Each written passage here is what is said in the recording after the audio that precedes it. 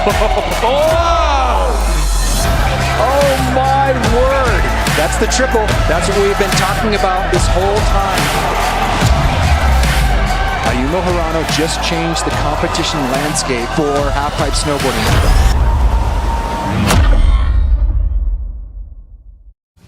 There's always a fine line between if you progress too much, you're going to get hurt. If you don't progress enough, you're going to be stale. Nobody's going to want to watch. I look at what's being done in a half pipe, what I've done in the past, and where do I want to go? What tricks do I want to do? What really isn't being done, and can I do that? That's an individual decision, is how much do I want to push and how far do I want to go?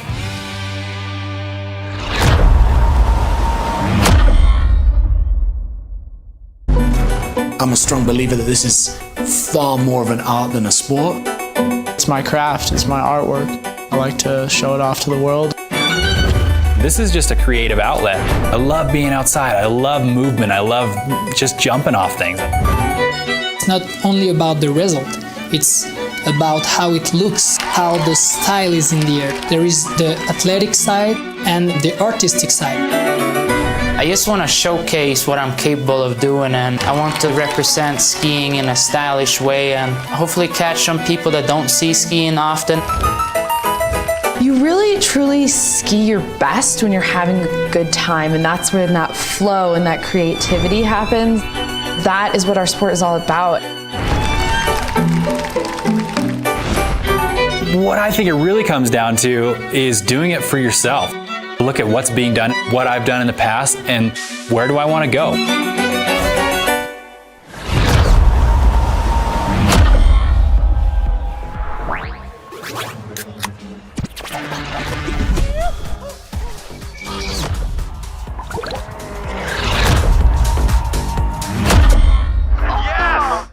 There it is. Been waiting for the greatest show on concrete.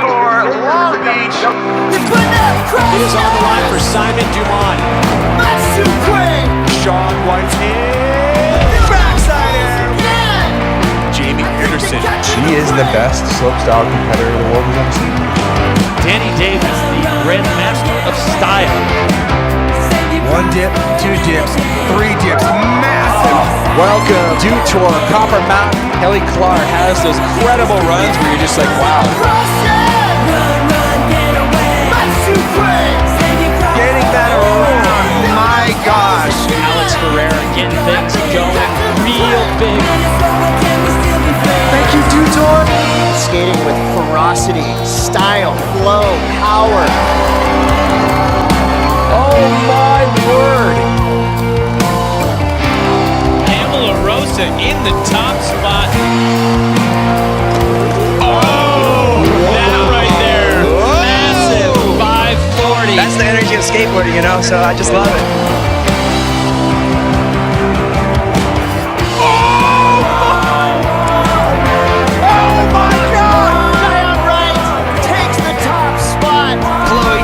Started this progression revolution.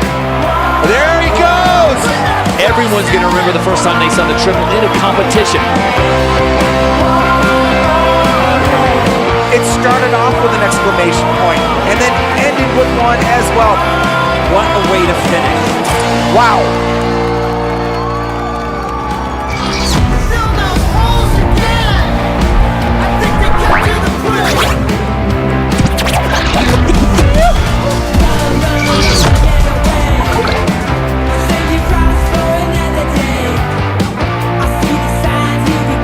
Snow fans, welcome to a beautiful Bluebird Saturday morning here in Copper Mountain, Colorado. The perfect time and place to celebrate the legacy that is Dew Tour. We're going to kick off the day with men's ski Superpipe, and who better to talk us through the action than two goats of the sport, two of the best to ever do it, and now two of the best to talk about doing it.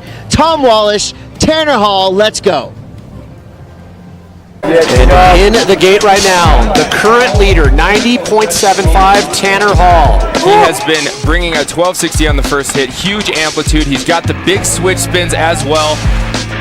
He just really has had it all. Look at that. There's another look at the 1260. The right side, 900. Here he is. The left side 9, so clean. There's the alley flat spin 360. He invented that trick, and here he is, the switch 720. And there's a good look at the 1260 there. grabbing his tail right at the end of the ski. That's definitely what judges like to see. There's the alley-oop flat spin 3. What up, Mom? What up, Dad? Tom Wallish right now is in 4th place. Definite contender for the overall Dew Cup title. And already an improvement on run number 1. Came off that rail a little bit early in his first run. There's the cork 9. How about this landing? Switch right side 1080. Very clean for Tom Wallish. Oh, I think a double rodeo 1080 Japan like we saw in the first run. Very good. There, when you have landings like this, and have a look at this. Switch do your knees double not rodeo wanna bend? 1080.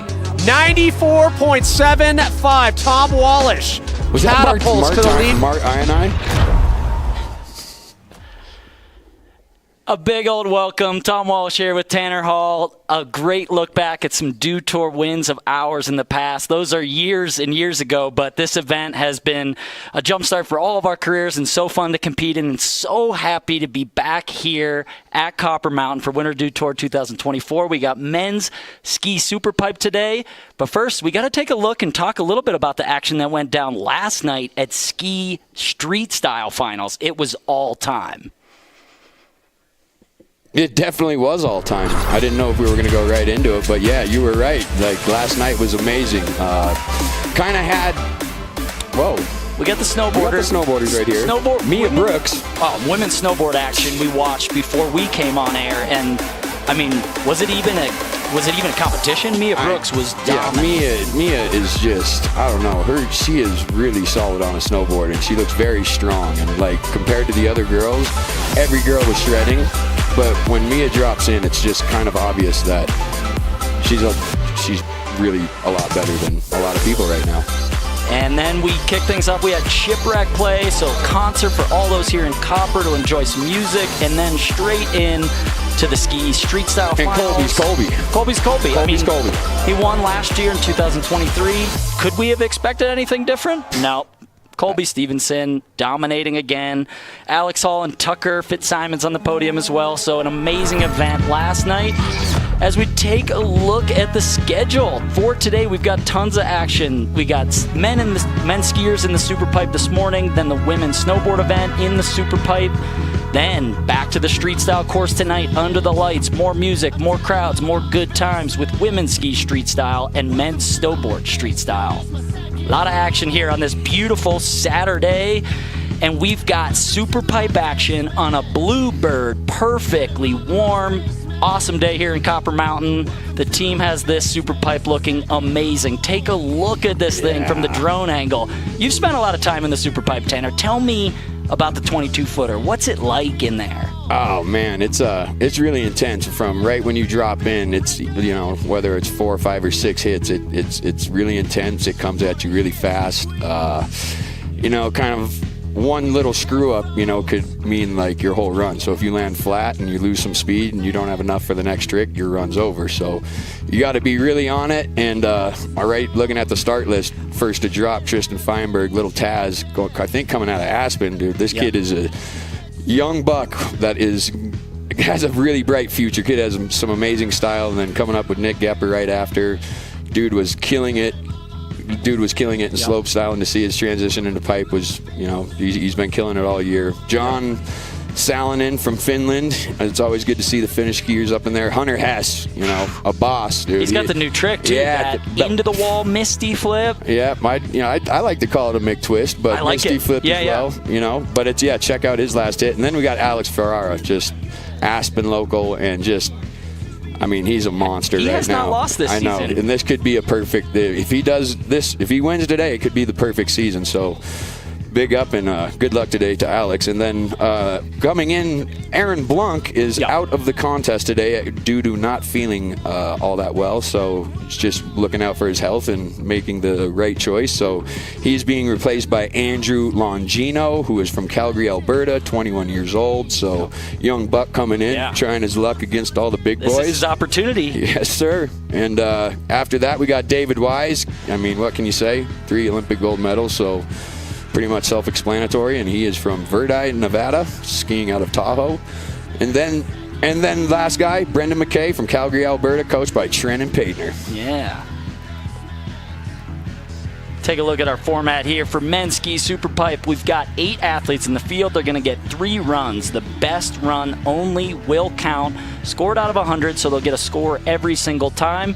But it's overall impression on that full run. So you need to put a full run down where every hit is really good, and the best run wins after all those attempts. And on a sunny day like today, and having this type of format where all the athletes know they get 3 runs and the best one counts, that's the best thing for a person's confidence. I know all the athletes are stoked because like this was kind of more of the criteria when I was competing back in the day, and I really feel like, you know, it gives you 3 chances. So even if you crash the first 2, you really feel that pressure for the 3rd run, and if you feed off of pressure, it's kind of a nice position to be in, you know. And let's reminisce a little bit. In the first year the Winter Dew Tour happened, there were 3 stops. You got first, 3rd, and 1st, so you never left the podium. First at 2 of them. Take us back to that inaugural year of Winter Dew Tour. What'd that feel like? That was an amazing year, actually. It was really cool to have the Dew Tour come in with 3 stops, and not only was it 3 stops, after the 3rd stop, they crowned the overall winner too. So that was kind of a nice. You walked away with the cup? Exactly, and not only walked away with the cup. I think I went from North Star, and then did that contest, got the cup, went to Reno, stayed in a hotel, and then flew right up to Alaska the next day. So that was a really cool year for me. But I mean, every stop from Breckenridge to Mount Snow to North Star was just. It was amazing, and it was the first year. So to be able to be the inaugural winner for the first ever Dew Tour feels good to be here, being announcing in 2024. And I think we've always talked about it in Superpipe. There's always an emphasis on height. So this year we've got the U.S. Air Force height meter. Was there always a big pillar or something in your day? What height is so important in getting for sure. Amplitude, Back in my day when Simon Dumont was just going, battling. Yeah, for sure. But Dumont, we were putting up that height meter for him. Yep. Let's be real. That kid was on.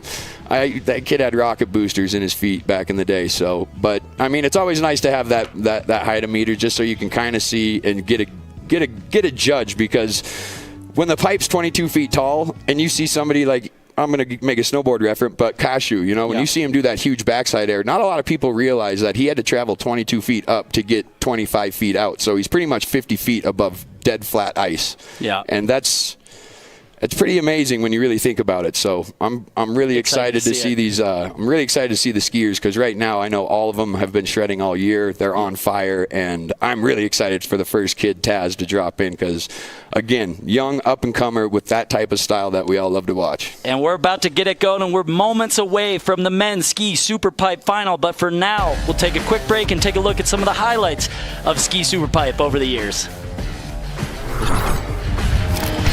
Welcome, everyone. We've got men's ski pipe final. You're going to be flying up here. You ready for this? Let's do it.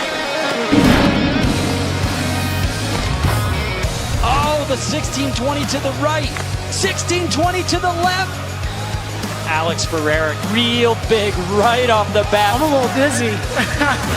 Let's go, Blunck. David Wise, he's the oldest guy out there. Okay, now the double cork party is going. Aaron Blunck, he is money. Brendan Mackay. Wow. He is just going huge. Means a lot. I've never won Dew Tour, so very stoked to add it to my repertoire.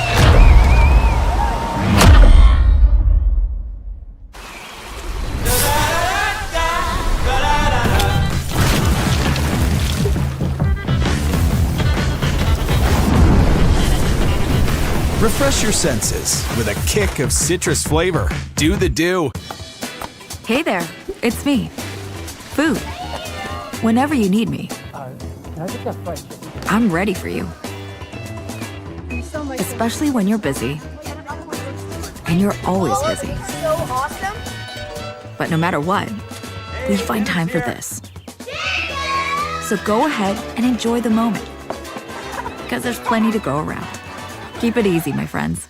Sincerely, food. Sincerely, Safeway. It's me, America's sweetheart, and I just love having a blast. A Mountain Dew Baja Blast. Kids party? Having a blast. Stuck in an elevator? Having a blast. Winning. Losing. Having a... Probe me already. Blast. I can have a blast anytime, anywhere. And with anyone? Mountain Dew Baja Blast. In stores everywhere. I too am having a blast. Looking for what comes next? For that moment when everything finally... 1 minute!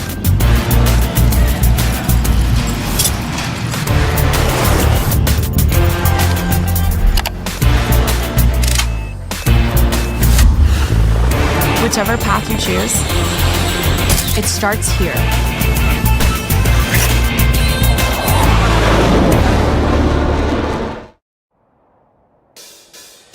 Get ready to unleash their inner athlete.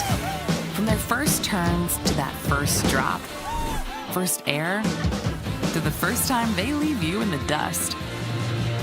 Goepper has the terrain to grow their skills, build their confidence, and turn them into lifelong shredders. Challenge accepted. Goepper, the athlete's mountain.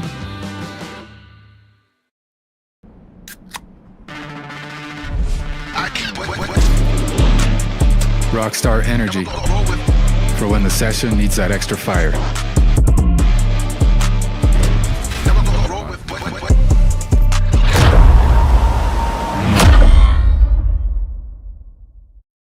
Yo, what's up guys? Tom Wallish. Tanner Hall. Here at Winter Dew Tour 2024. About to check out the Superpipe GoPro course preview. Let's go. Let's get it.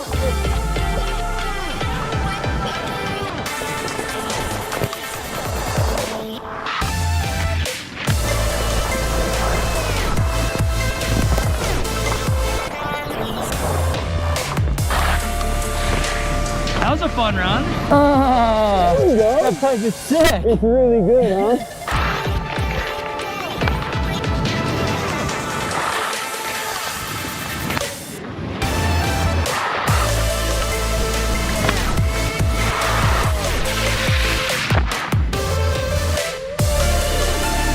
Oh, wow. So sick. I can't believe how fun that is.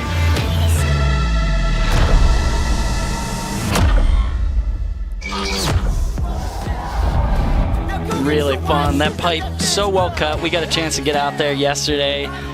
What'd you think of it, Tanner? I mean, it's scary to be back in there. I never competed in pipe, so I was intimidated by the whole thing. Tom Wallace, the pipe rider. Don't give me that, dog. You were throwing fives before I was yesterday. Yeah, but you got the 9 in there, and we're gonna get to see you, Tanner Hall, in the half pipe tomorrow for the 20th anniversary jam session. Back in the bib, dog. Back in the bib. Catch me in the start gate. I've been out there. Can't wait, can't wait. As we look at this super pipe from above, 22-foot walls, really, really long, a lot of hits, a lot of opportunities. Let's get this party started with the men's ski super pipe finals. And this is who we're talking about, little Taz. This is your pick. This is my guy right here.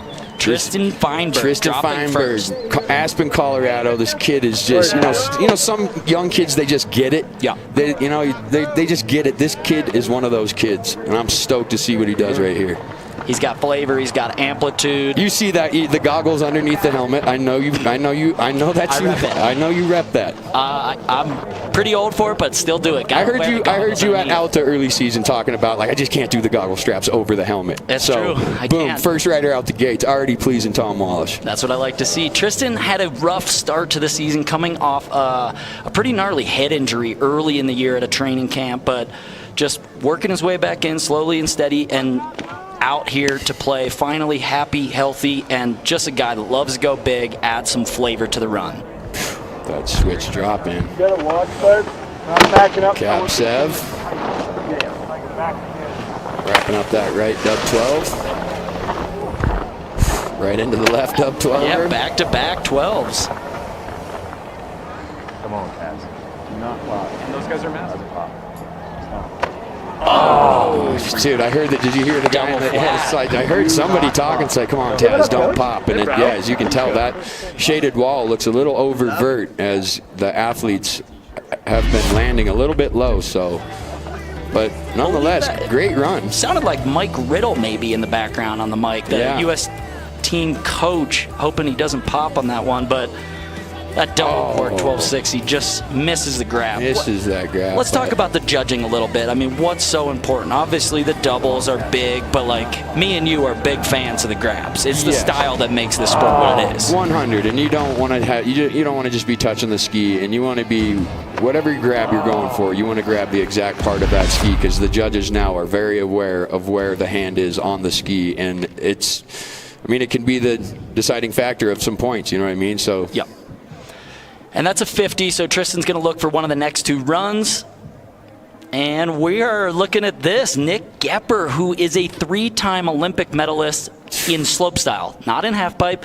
So he is recently retired. Look at these American coaches right here with these cowboy hats on. I mean, that fits Nick's vibe because what's he got on? Jeans. He's got on jeans. That's the Indiana roots for Nick Goepper, trying to make skiing and showcase skiing on this stage that it's accessible. That's like a Bruce Springsteen vibe up there, like Born in the USA type of vibe, you know? Exactly. And love to see Nick. I mean, his air awareness is so good, but the transition from jumps to halfpipe is hard. The halfpipe is so technical that I'm curious. This is Nick's first season competing in Superpipe. He's got some results, but could this be the first time he gets a win? I think so. I mean, he put up a new trick on his Instagram yesterday, so let's see if he can put it all together. Switch dub 10, starting off strong. Wow. Right 12. Right 12, into the left 12. All right, the right 10, and here we go. This was the new trick that we saw. The bone air to switch. Wow. That run was probably the best run I've ever seen Nick Goepper pull. I really think it was. Maybe lacking a little height in the middle there, but the tricks. I mean, 3 dubs and then the bone air. And the grabs. I mean, like you said, dude, it was all very put together. Gets all the way out of the tail. I like how he landed high tranny on that wall, too, right there on that right 12. High mute right there. And then the setup trick for the switch, the right 10. I mean, just solid. And then this right here. I think the first person to do that was Justin Dory, right? Correct, and Justin Dory's nickname was always Bone, so that became called the Bone Air after Justin Dory. So shout out to him for always pushing the limits of new rotations in the pipe. Run 1, 87.66, so that's definitely up in first place. It's a huge score. It's an 87, but you got to imagine by the end of 3 runs, we're going to see scores in the 90s. So we will definitely see the 9 club come into play. Okay, back to the top. This is John Salonen from Helsinki, Finland. So big up whoever his coach is, because that kit is better than any of our kits put together. It's nice. That's like Labnaski at the top. His son Gustav used to compete a lot of times in this, and a New Zealand native who's coaching John up there, and just fun to see. That's a good kit. That is a great kit. And again, dude, I always love seeing the Finnish skiers come into play. Antti Oilia, one of my favorite skiers in the world. But this is John Salen dropping in switch. Oh, switched up 10. He had the Japan, it looked like, on that one. Oh, dub Japan on the right 12. Right, left 10. Switch right 7. What does he got? Left 12 to end it off. Wow, John Salen with the full pull. That's a good run. As we take a look, you can see on the height meter over there from the U.S. Air Force, he got 5 hits. 11.7 is the highest, average of 9.9. So judges see all that stuff. The height adds in. They're looking for amplitude, but also all the technicalities, so spinning both ways, double corks, as well as grab, style, the execution. So a lot of overall impression criteria to take into account. I'd say the hit right after this, his switch right 7, that was the only one that kind of, I mean, it's an amazing hit, but it just seemed like that was lost a little steam maybe compared to the whole run, but that was still an amazing full pull. And first run in Dew Tour 2024 for John Salen. Big up, bro. Feels good to lay it down. Yeah, what a way to start it off. It's an 81.33, so judges maybe being a bit harsh on the amplitude or some of those grabs. Puts him into second place, but we'll talk about it again. A lot of these events, we'll see the scores in the 90s that end up on the podium. So just getting things started, though. We're in run 1 of 3. Here we go. Hunter Hess, man. This kid has one of the coolest tricks is his last hit. Get ready, people, because it's one of the scarier looking tricks for a skier to do, but amazing because the kid can go really high in the air and do it perfectly every time, it seems like. So let's go, Hunter. And the movies this guy makes with Eyal, the Magma movies, like they're not normal. Yeah, he's not just a half-pipe skier. Hunter films in the backcountry, building natural jumps, films in the street environment. He builds natural jumps, huh? That's that's pretty building, wild. I guess, jumps on natural terrain rather than with a snowcat. I got you, brother. This kid's just all around a monster. Like that hit right there. Like what? What is that? I think it's a switch 5. But it's corked, it's unique. Yeah, with that over-tweak safety. Wow. Maybe a miscue on the... Yeah, I don't know. I don't know what happened there. But that's a good thing about having the 3 runs, you know what I mean? Maybe he just had...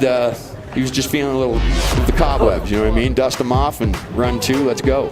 Yeah. That first hit, though. I want to see more pipe skiing like that. Yeah, slower rotation, but it's not always about the double cork and the 1260 and the 1620. Like those slower rotations and those smaller ones can be really difficult when they're done like that. Like even Nico this year, like at X Games, watching that switch straight air first hit. I mean, there's not much to it, but it's one of the hardest tricks you can do. There's no movement really to it, but it's so hard to do it smooth and in control. It's a 43, so that's going to most likely be a throwaway run for Hunter. But again, that's the format here. 3 runs is a lot of opportunities, and only your best run will count. Okay. We got the boss coming into the gate. Alex Ferreira, in the midst of an undefeated season, he's got too many Dew Tours to count, too many results from every single event, Olympic medals, X Games, Dew Tour wins, Grand Prix, everything, and he is currently undefeated on the season. Can he maintain that today? Here we go. And his ski tech, we've got to give a shout out to Taylor Seaton, keeping him going about as fast as he can possibly go all day long. And there's that, wow, right dub 16, oh my gosh. Into the left 10. Wow. Switch right 10. Into the left 16. Okay. 2 1620s from Alex Ferreira. Those 1620s look like it's as easy as a 900 for him. It might be. I'm speechless because it really does look like it's easier than his 900. That last one he just didn't even really look like he went as high as he wanted to, but it looked like it was the easiest trick for him. It's amazing how good these kids are getting at half-pipe skiing. I really like the variety and of this that run landing too. right there. That landing. I like how he's landing up high. Maintaining speed. Maintaining speed. Like on a trick like that to not pop, it's got to just be a scary commitment. So 2 1620s, one to the left and the right. It's lame to say, but spinning both directions that much is truly like doing something. It's so unnatural and to see that both ways. To see that left side 1080 followed up to switch right side 1080, but not dubs. Like I'm a big fan of that. Yeah. You know. Look how low he lands on that final hit. And then obviously you see him swinging that pole. That is his signature move. It's an old mogul thing to swing the pole around. And there's a reason he's stoked. 92.66. Wow. And let's check in with Chris Cote, who's got Alex Ferreira just put up a 92.66. Alex, that's exactly how you want to start your morning, already up into the 90s. How you feeling so far after your first run? I feel absolutely fantastic. Thank you so much, Goepper. Thank you, Dew Tour. Let's have a great contest. Heck yeah, what's the plan from here on out? Step it up, right? Let's get it. Step it up, Alex, your new leader. Let's go. I feel like Alex drinks a lot of coffee. He's always fired up. He's fired up. Fired up Ferreira is what his friends call him. He is. Yeah, he likes the espressos, it seems like. He's been drinking Baja Blast. And here we go. This is Aaron Blunck's replacement. Yep. Andrew Longino. From Calgary, so you know Calgary, the Olympic Park there, they've got an amazing 22-foot Superpipe. They've got a Trenton painter. Yeah, they've got one of the best coaches in the game, so Aaron had to step out, but this is a huge opportunity here for Andrew to take advantage. Oh my gosh. That, ladies and gentlemen, that, I don't know if you know how he almost just died right there, but he came close to death. That was an edge catch going switch, and he held it together. I don't know how he did that first switch 7. And oh my gosh. All right, Andrew. 1260 with no pipe left. We see you. Just calm it down a bit, bud. Holy smokes, dude. That drop, let's take a look at the top here. What went wrong? I think he started going real fast, and right there, it's that bump. Yeah. A little bit of a bump in the bottom of that transition, so the ski gets offline. Dude, I cannot believe he was able to do that cab 7. And into a right side double cork? Yeah, what?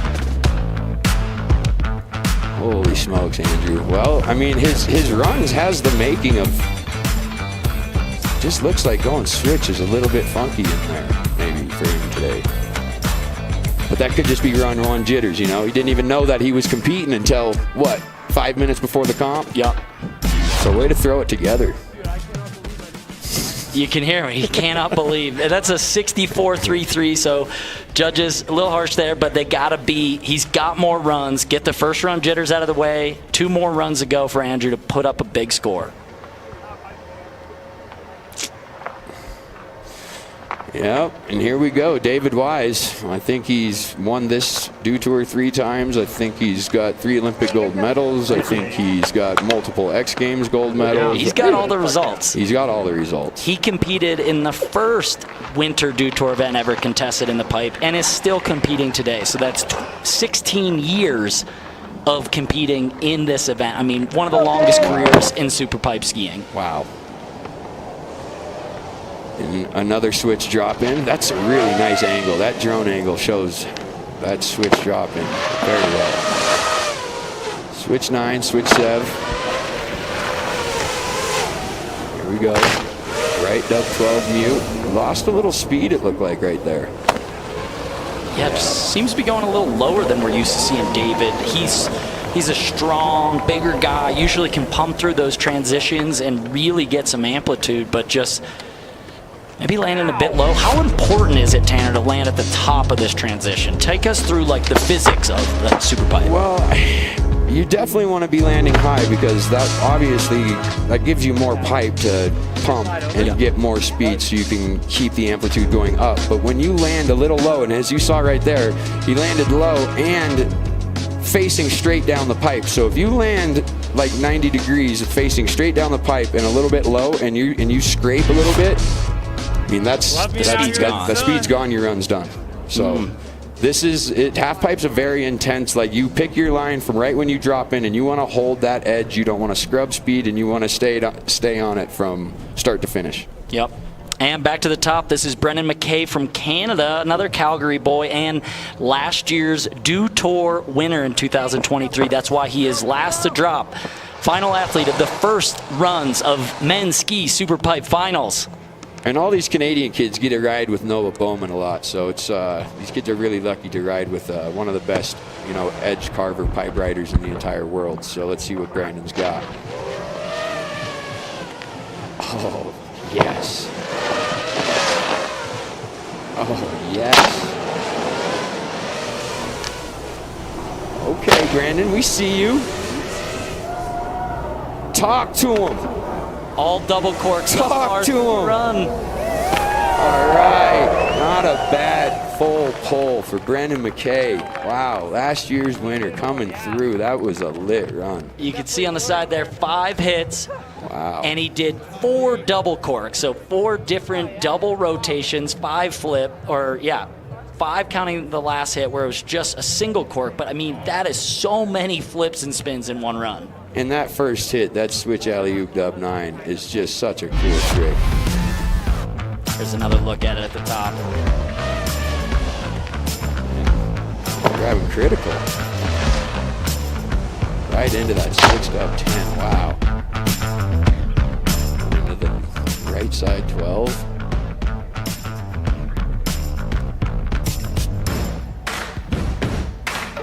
Into that left side 12. Wow, this is a good run. Looked like that last hit, he might have wanted something more, but I think still a nice right line. really smooth. I mean, 4 double corks, spinning a lot of different directions. See what the judges think. How's that stack up? There we go, 90.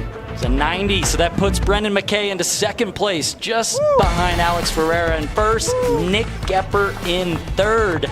So we've got some podium spots, we've got some 90s point scores, but that's only the end of run 1. We've got 2 more runs in the Superpipe here as we take a look at Alex Ferreira, currently sitting atop the podium with a 92.66. And we'll be back for more of run 2 and run 3, where the best run counts, and it is Dew Tour Superpipe Final.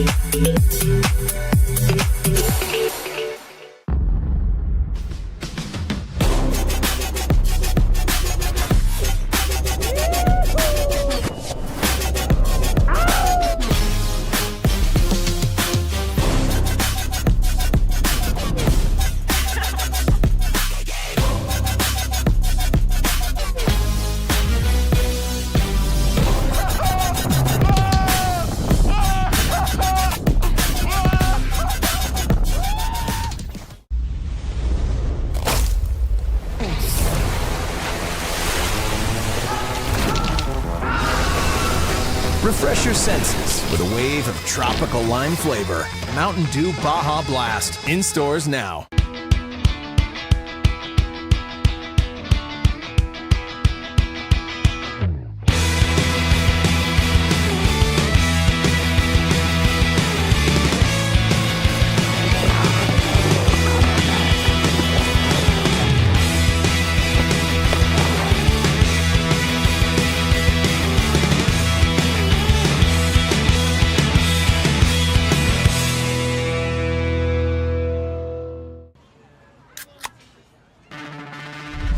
Rockstar Energy to help me take it to the next level.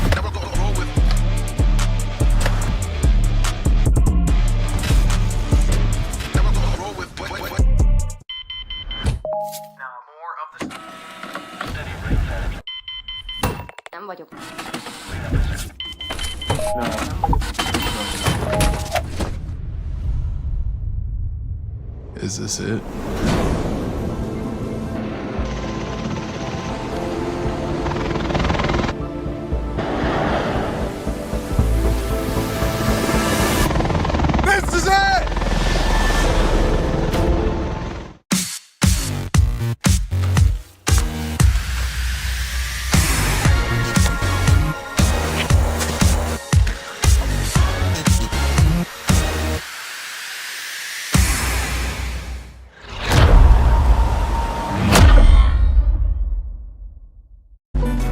I'm a strong believer that this is far more of an art than a sport.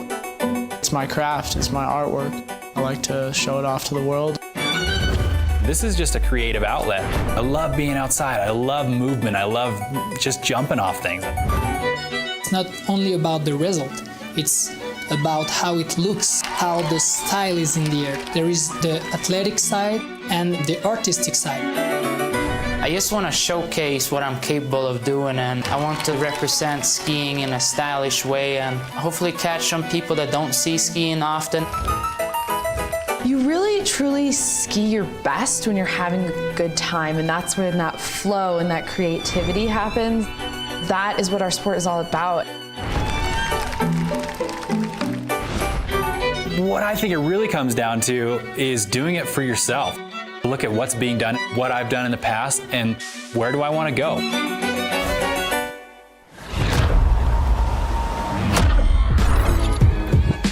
Yeah, we really are having a great time out here at Dew Tour. The celebration continues. We've been doing this 20 amazing years, and so far, this year has been the best yet. I'm sitting out here watching performance art in front of us. The skiing has been next level already, and that was only round 1. I can't wait to see what happens in round 2 and 3. I got one of the best seats in the house, especially if you like to get sprayed in the face by the world's best skiers. They'll be dropping in any minute. Look, this place is popping. The rail's full up there, the paddock's full. It's a party already. It does look like a party. Thanks, Chris. So fun down there. Skiing really is an art form. Same with all these action sports. The beauty of it, the grabs, the style. Just so fun to watch as we get back into the Superpipe for run 2 of the men's ski Superpipe finals. We're back to the starting order. All these athletes will get another 2 runs at it as Alex Ferreira sits in that top spot with the 92.66. Yeah, Taz, we coming back. We back up to the top. Little man had a little trouble on the first run, but he ready to clean it up. He got the tune in his ears. You can hear him mouthing the music, bro. He's feeling the vibe. The sun's out. He's giving pounds. That's what it's about. He's pounding all of us out there. Let's get it, Taz. I kind of like this. I kind of like the style where he just kind of, he's doing his thing right here. He doesn't feel no pressure. There's no, I got to drop in right away. He's on Taz time right now. Get to your spot. I mean, there's something to be said about dropping from the same spot, going in with as much speed as you want, but not too much to handle the compression of that wall. So get to your spot, wait for that song lyric to kick in or whatever, and go for it from there. And looking like it's about that time. Here we go. Tristan Feinberg dropping in for run number 2.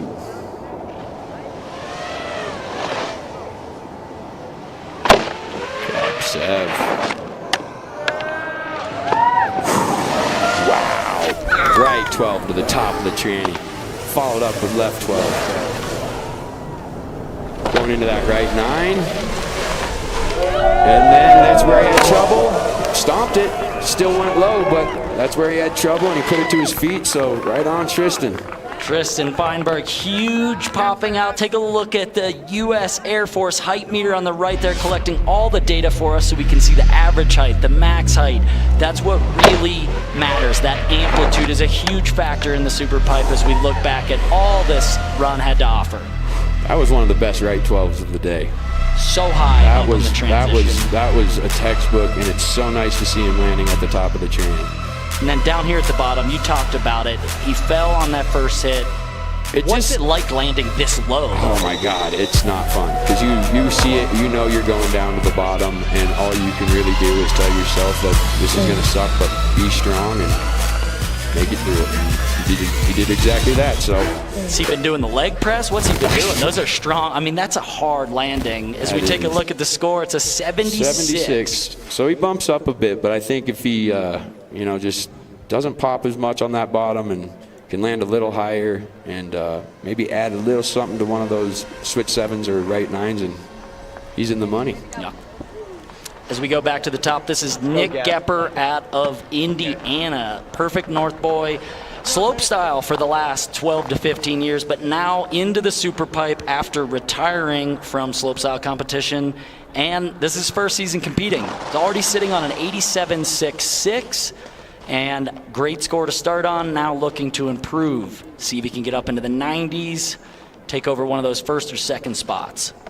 Looks like he's going to school instead of like dropping into a pipe run right now. It's pretty awesome style.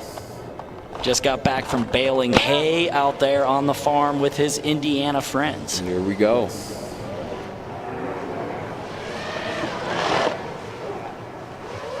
Switch right 10 to start her off. Right dub 12. Wow. Goepper's landing up high on that wall too. And that Goepper. Back-to-back dub 12s. That right 10, and here's that switch bone air.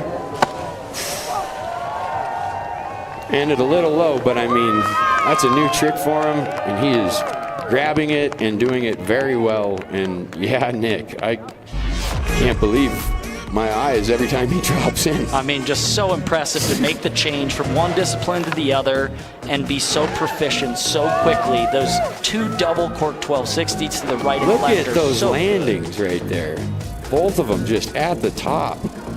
He's got to have an advantage. He must have done 1 million of those in the slopestyle course over his years of training, but also the half pipe is a different breed of beast to be able to ride that transition. And then here's this new trick. Oh. Wow. That's, yeah, Nick. Justin Dory would be proud. The bone air. I mean, it's Making Dory proud, making those boys proud right there as well.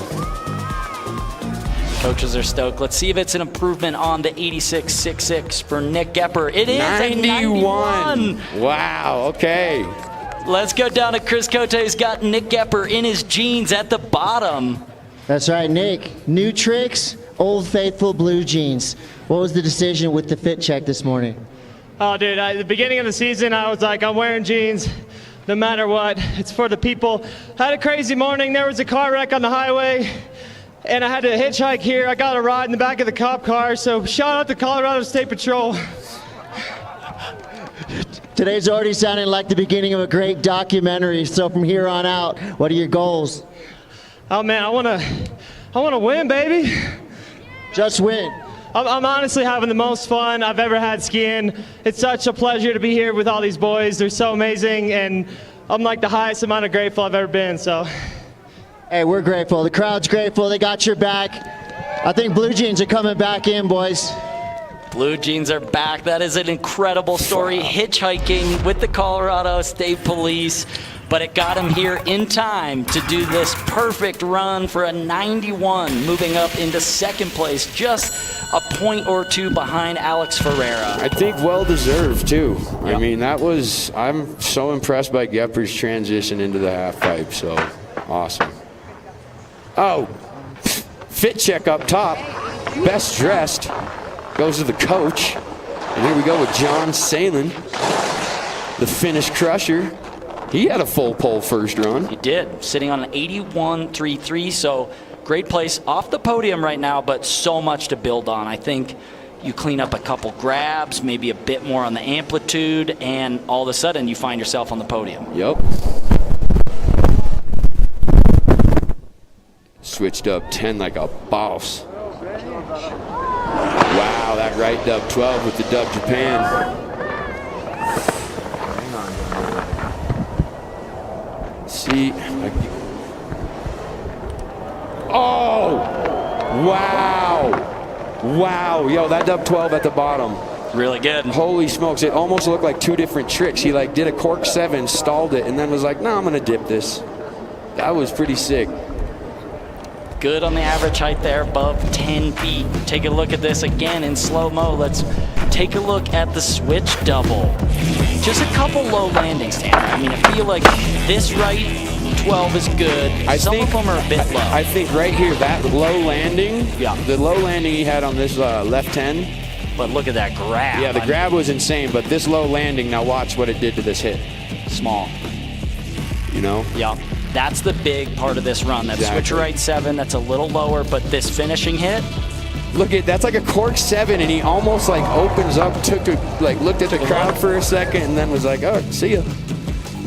See if he locks in the grab. Judges very particular. Like that, wow, I mean, he did. Just clean that up, John, please. Yeah, look at that, dude. The Coach Pete, dude, look at that. What is that? What kind of North Face is that? Is that just North Face? Is that a Gucci North Face? That's something special. I mean, Pete's the only one repping it. What do you think, Tanner? Where's that slide him in? Oh! 88, so... A big improvement. Yep, he's still in 4th place. A big improvement, but I think he's got a little bit more in the tank, and I know he can go a little bit bigger on that switch right 7, do a little bit better on that last hit. So a little bit better on the grabs and amplitude, and that 88 could easily be a 90 plus. I mean, the runs there, it's just all about the execution rather than like the technical difficulty. And here we go. If this kid puts it down, this kid's a definite podium contender. Hunter Hess has one of the funner runs to watch right now. Had a little trouble in the first run putting it down, but I know this kid, and I know his contest head, and I know his head, and he's about to lay it down. Hunter's had quite the year. I mean, been competing for a long time, but recently, this year, been able to put a bunch of runs down, found his style, his run that works, and he's been on lots of podiums this season, kind of for the first time, because he finally stuck to something he does best, and that's tricks like this first hit. Wow. Switch 5 over tweak safety. Switch right 10. Into the left 12. Come on, Hunter. Into the right 12. Does he? Oh. Yeah, it's a game of not popping today. You know, you really want to just be aggressive on that takeoff instead of like using your legs to force yourself into a pop. You kind of just want to get to the top and just suck your knees up and away. So the easier you are on the pop, and we always called it just being more aggressive. Don't pop, just be aggressive. So if Hunter more can stable through that wall and just don't holding collapse, it. don't pop, Exactly. just stay stable and trust that wall is built perfectly, that it's going to put you right back in. It's tough when you're losing speed. I gotta imagine your instinct to get the trick around is to pop, but you gotta just be strong, is what you're saying. Exactly. Okay. So a little low on that final landing. Hunter's probably gonna be looking for the next round. We still want to see that final hit. Yeah, that we're we talking need to about. see that final hit. All right, Alex Ferreira back in the start gate, run number 2. This kid's on the top of the leaderboard right now. Like always, this is a generally comfortable position. And I'll tell you what, you saw his first run. We know that he can land a little higher and clean it up a little bit better, so just watch this.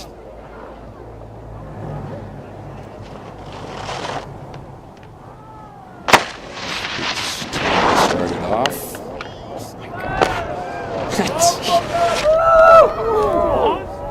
There it is. That's a cleaner 10 already. Come on. Switched up. Oh my gosh. That was definitely better. 100% that's going to be a higher score. You can even see it. That he's feeling it. Wow. Look at that just the height meter. I mean, he was like a higher average than last time, more amplitude. His left side 10 into that switch right side dub, how he just landed more solid. His first run, he kind of had a funky spin out of that left 10, and this run was just perfect. And that right dub 16 is just ridiculous. So think about this for a second. No one else in this final has done a 1620 but Alex, and he is doing both 1620s. And look at this. See how he comes around right here? He was so stable to come in for this hit right there, because I think he only did switch right 7 last run. So to do switch right dub right there, and then into this. I mean, it's near perfection. That dude landed like he didn't even take off. Might as well be sleeping right there in the air. Hands at the side, perfect landing, no bobble. Look at Taylor seating up there. You got Taylor and Ilana. Team Ferreira. Taylor's one of the illest to ever do it, so I feel like Alex is a lucky guy to have Taylor up in his corner making his skis and just getting in the head. And they're really good friends. And a 94.33, Alex Ferreira still on top with a 2-point higher score, a big improvement, sitting comfortably in first place. Wow. Team Alex and Taylor, good on you, boys. Back to the top. Up next, we have Andrew Longino from Calgary, Alberta, so replacing Aaron Blunck. Had a little miscue on that first one dropping in, so it's going to be this drop in that really matters. Yeah, hopefully he handled that edge catch like nobody's business. Way better than I would have. I would have just face planted into the wall. That's a Grandpa Hall season ender. That could have been a career ender. So dropping in for run 2. Let's see how he handles it. Already better.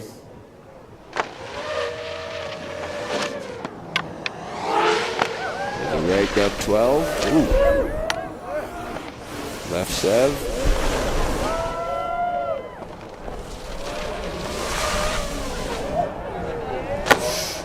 All right. There we go. Definitely cleaned it up. Definitely cleaned it up. 2 double cork 1260s and 2 switch 7s both ways, so spinning all 4 directions. And definitely cleaner through the flat bottom at the top of that. Yeah, 100%. That switch 7 up top is textbook. And even landed high training. Dude, that pole get out of here with that thing. Oh yeah, he really did plant it. Candide Thovex would be very stoked to see that. I think Candide might just be like, oh, calm it down like a little bit though. Yeah, maybe it was too aggressive? Yeah, you don't need to put a hole in the wall. So switch 7s both directions. This final hit, double cork 1260, gets that safety grab. This is a full pull. That is a full pull. Should be an improvement on the 64.33 that he's sitting on. Let's see how much it is. All right, 72. Moves up a bit. Andrew up into 6th place there, 72. Yeah, Andrew Longino, first time at the Do Tour. We got Brendan Mackay up next. Brendan Mackay. We got David Wise first, then Brendan. Oh. I'm reading the screen wrong, Tom. That's totally fine. What do you think David's going to do here? Some double corks. Do you think his all wild game meat diet is the big factor? He's on the carnivore diet? It's all wild game that he has hunted and shot and killed dude, himself. see, I will back that right there. I will back that. My issue is, where's the camo? He should be wearing camo. Okay, I will back that too. Switch 9, switch 7. 8-12. Just landing a little low. Landing really low. I don't know. Looks like the speed's just giving Dave just a little bit of problems today, but we've seen this in the past where he's kind of struggled on a couple runs and then run 3 comes out and wins. So exactly. I mean, David Wise is a powerful skier. I feel like the pipe, the way it's cut, like you're saying, you want to be aggressive but not pop, but he is like a powerful athlete who trains for this. Maybe he's just popping too hard on every hit. He seems to be landing low, losing amplitude, and makes it really hard to get through all these technical tricks. Yeah, sometimes when you put those tricks on a pedestal, bro, it's like, it's kind of like that girl that you want to, ask out on a date and you're putting it on a pedestal and that's why it never happens. So you just got to let it flow. Got to let it flow. And this is Brendan Mackay, last year's Dew Tour winner. Started things off with a 90 in one run, so a solid run, currently sitting in 3rd place. Brendan at the top for the final run of run number 2. Let's see if Brendan Mackay can improve on that 90-point score to get back potentially in the lead or at least move up a position or 2. His first run was amazing, so let's hopefully he can build on it and jump up a couple spots.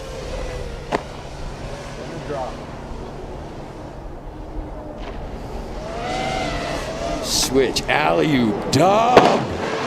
Some amplitude on that one. He definitely went bigger, but he also landed lower, so that switch dub 10 was a little bit smaller.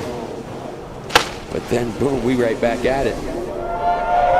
Oh, come on, buddy. Wow. Come on. Oh, Brendan Mackay. Wow. That 1260 to the left that he did with the tail grab was mint. He is throwing that like he is doing a 900. Yeah.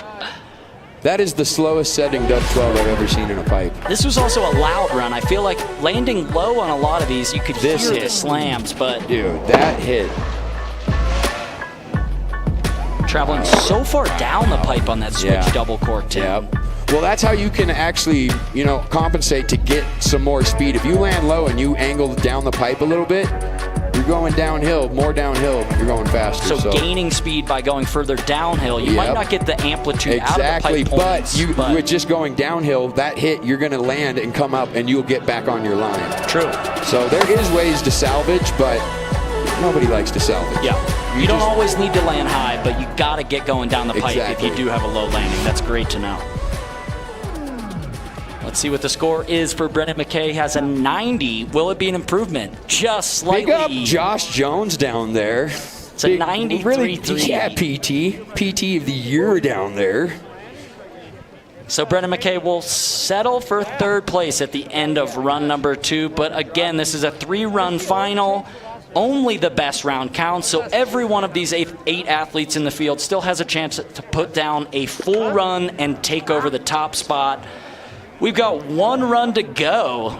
We're going to take a look and go down to Chris Cote now with Alex Ferreira, our current leader in this men's ski Superpipe final. Well, Alex, the equation worked. Go bigger, go faster, scores go up. That's exactly right. Just do it for the people, right? I love to see it. And, beyond the points, beyond the prize money and all that stuff, can you put into words the joy that you felt riding out of that pipe after you nailed that 2nd run? There's no other feeling like it. It's priceless. It's just pure jubilation, euphoria. And to be able to do this as my job, I feel like the luckiest person in the world. Thank you to everyone who helps me and supports me. That's what makes it happen. Well, you get to do it again, and we get to watch you. Good luck in the final.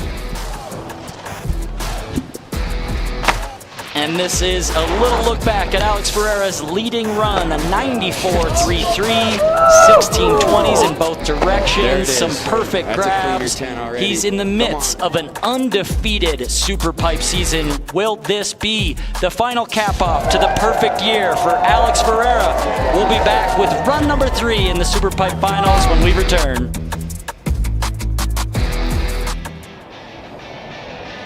Get ready to push your limits. Hell yeah. We're trying. That's fun. It is fun. Expand And I your like skills. getting into that stuff with you. Like, I mean, I kind of... Unleash your inner athlete. 3 peaks, 4 bowls, 8 mountain parks, and the most diverse terrain in Colorado. Challenge accepted. Goepper, the athlete's mountain.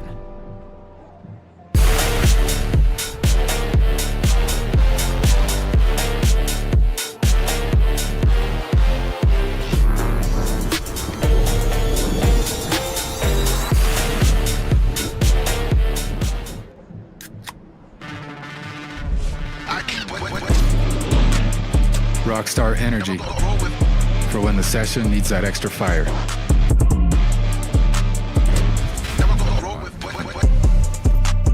The Earth is 70% water and 30% land. But the entire sky belongs to us.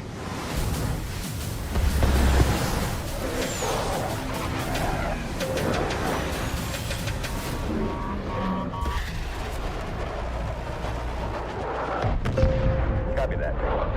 Aim higher, man.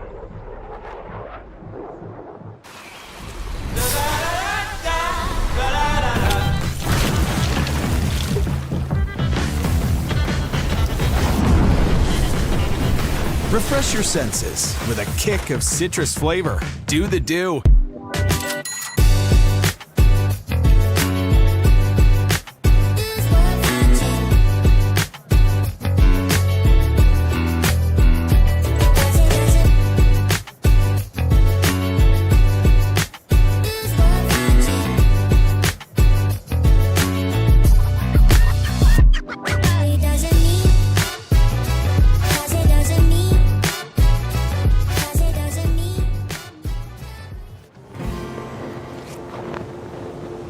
Time to go?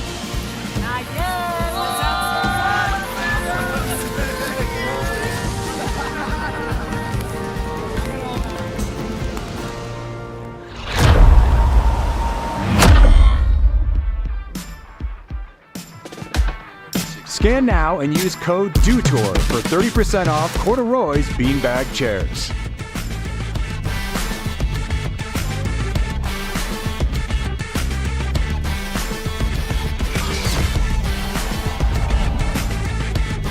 Being here at DEWTOUR over the years, but always in the spirit of snowboarding and fun. Come on up, come on up. This way to the fun zone. This is kind of special access right here, but we're gonna give you guys a little sneak peek. All right, beanbags. Get comfortable on the beanbags, dude. Don't be scared to just hop into a beanbag, okay? Or you can sit right here and have a little drink. We got a DJ set up over here. Don't touch. This is what we're here for, folks.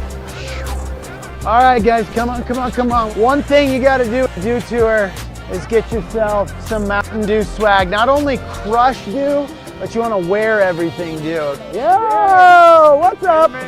You gotta give as many nucks as you can out to people. Yeah, what up, dog? Can I get a picture with you? Heck yeah, let's do it. Yeah. Got a little Peace Park tent here. Hey, how are ya? You know, I come to Goepper and they've got a great snowboard park, good Peace Park here. And really, when I show up to Goepper, I haven't been on my pipe boards very much. So it's nice for me to get out in the park and just like carve around on these fresh boards. Okay, come on over here. They let me park my rig here, which is pretty sick. It's kind of the main Dew zone. Come check it out. Come on, come on. Spin it up. I don't know what it's for, but it's cool. This is for jibbing. You come up here, backside tail slide. Come get your photos taken and this beautiful art backdrop. This stud here, he's gonna be around. You guys are gonna see him a lot this week. Come quickly this way. It's gonna be popping. There's gonna be music on this stage, people jibbing in the street style course, half pipe contests. We're not your basic contest. We've gotten to have fun and change up the format a bit, change it up to a modified Superpipe, take out slope style and add a street style jam. Come on out, come hang with us. I'm gonna go to practice. 20 years of DEWTOUR, folks.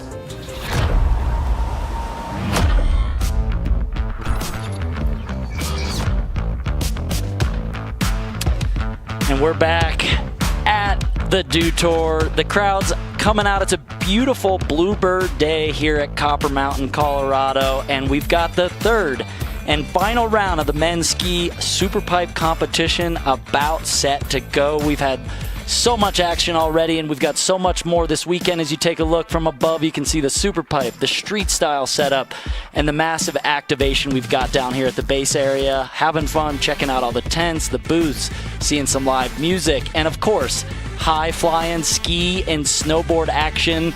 As we check out the standings, Alex Ferreira sitting in first with a 94.33. Nick Goepper, the slopestyle guy, in at second place with a 91, and Brendan Mackay, last year's Dew Tour winner, in third. But anything could change here in the third and final run, because it's best run counts. All that matters is this run right now for all 8 of these athletes. Little Tristan Feinberg coming back at you, a.k.a. Taz, little Aspen local. And I really like watching this kid style, no matter if it's in the pipe, on rails, jumps.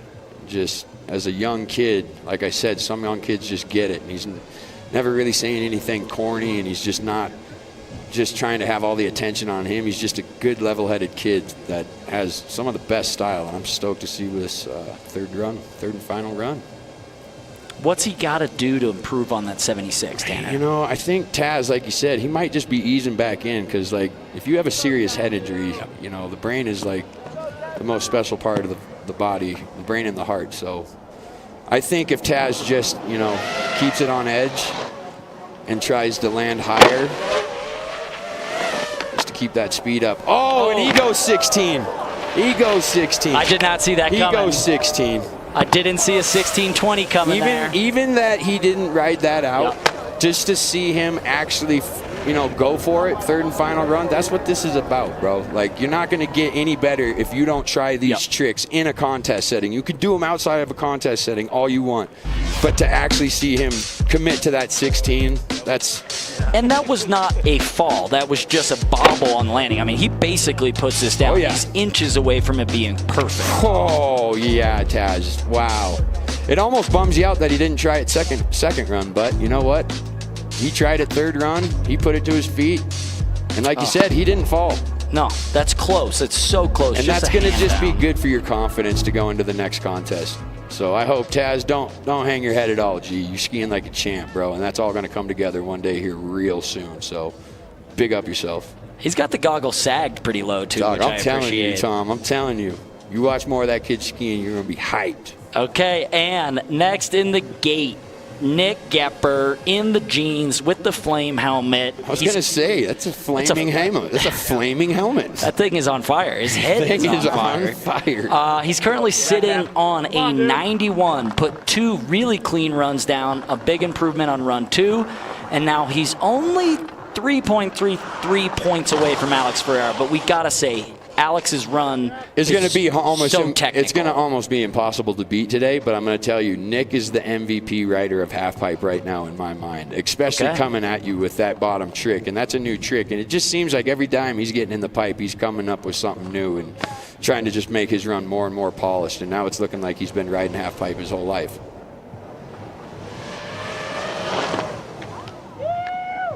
There it is, that switched up 10, starting things off. Oh, right 9. Popped it. So a little bit different of a run. I think, are we seeing an easy run because Nick knows that second run was maybe as good as he can do it? Oh no, Nick. Wow. I don't know. I think maybe Nick just, I think Nick was smart right there. Yeah. I think him knowing that he doesn't have 2 16s. And it could have been that first hit. I'm going to need to see the replay, but I think he maybe let go of that grab or didn't get that grab and knew this isn't going to be better but than my run number 2. Why do all those crazy doubles? Yeah, you're right. Yeah. You're totally right. So this is just a professional competitor. He's been competing for 15 years. He knows it's only your best run that counts, and if you miss up one trick, you can't come back and make up those points. It doesn't work like that. It's got to be a full pull top to bottom, so he just went out and had fun. Good on you, Nick. It's really cool to see you in the half pipe and actually not just doing it, but I think I could do that right side 360. That might be a trick I could do, but none of the rest of it. You don't think you got the boner? I don't think so. As we go down to run Chris was an absolute Cote. hammer. Third run, kind of cruising, but I think it's official. You're currently the people's champion, Nick. Hey, I appreciate it. Like I said before, man, I'm just grateful to be here and rocking the jeans. The jeans for the win on the day. All right, well, sitting in second place, now you get to be a fan like the rest of us. Who do you think's got the top spot? Man, you know, Ferreira's hot right now. It's going to be hard to beat Ferreira, but, I mean, I got faith in all these boys. On a day like this, I mean, come on. This is why we come. Let's hear it for Nick. Great to see Nick skiing so well. Grew up, there are no half pipes in Indiana, I can tell you that much. So he had to wait till he moved away from Indiana to be able to get good at this. But such a good skier as we go back to the top. All right, John Salen. I don't even know how to say his last name. He's from Finland. Salonen. He's from Finland. He's lit. Kitos, if we're saying it wrong. Yeah, Kitos, bro. But we're coming in. Third and final run. Sitting on an 88, so just needs a few extra points on his final run. And he goes switched up 10. Already starting to change it up. Switched up 10, right up 12. Ooh, just landed a little. He was going for it. He was going for it.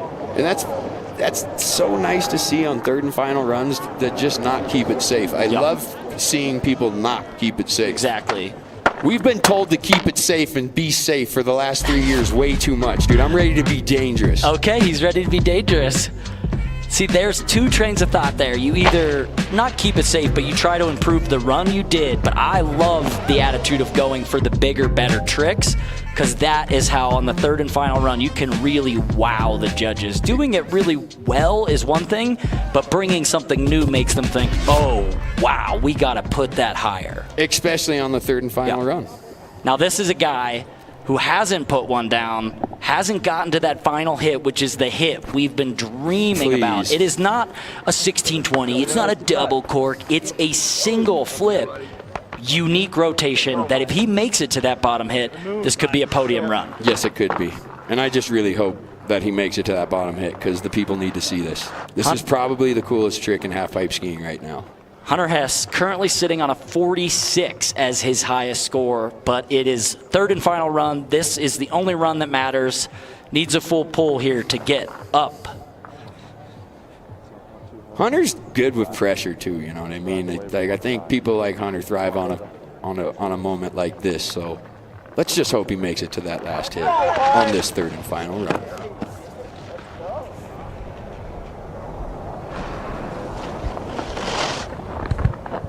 Ooh, love that first hit.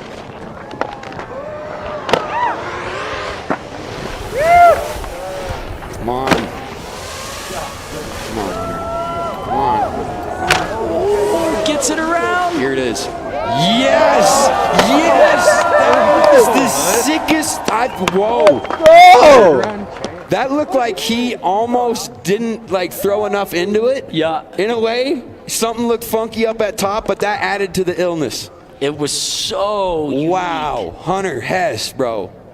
I'm going to call it a McTwist mute.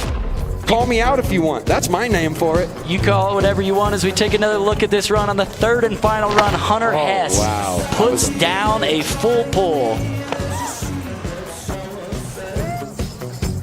Gets the off grab on that one. Real fun to see. And then here's the 1260s. We got to watch these grabs and the landings on the 1260s because that's where the points could get docked if any of these landings or any of these grabs are a little bit suspect. And here we go. That right there, ladies and gentlemen, that is like a front flip takeoff on a 90-degree wall. And does the 180 mute, McTwist, Misty, that is the coolest trick in my mind in half-pipe skiing right now. Really unique. Only athlete in the field doing that particular rotation. Hunter Hess on the third and final run is here. We're going to take one more look at the full drone angle. My favorite angle. Thank you, Mr. Drone Man. So good to see it from above. You can really see all of the rotations and the landings. Holy smokes. And then here we go. It's so good, it's laughable. Wow.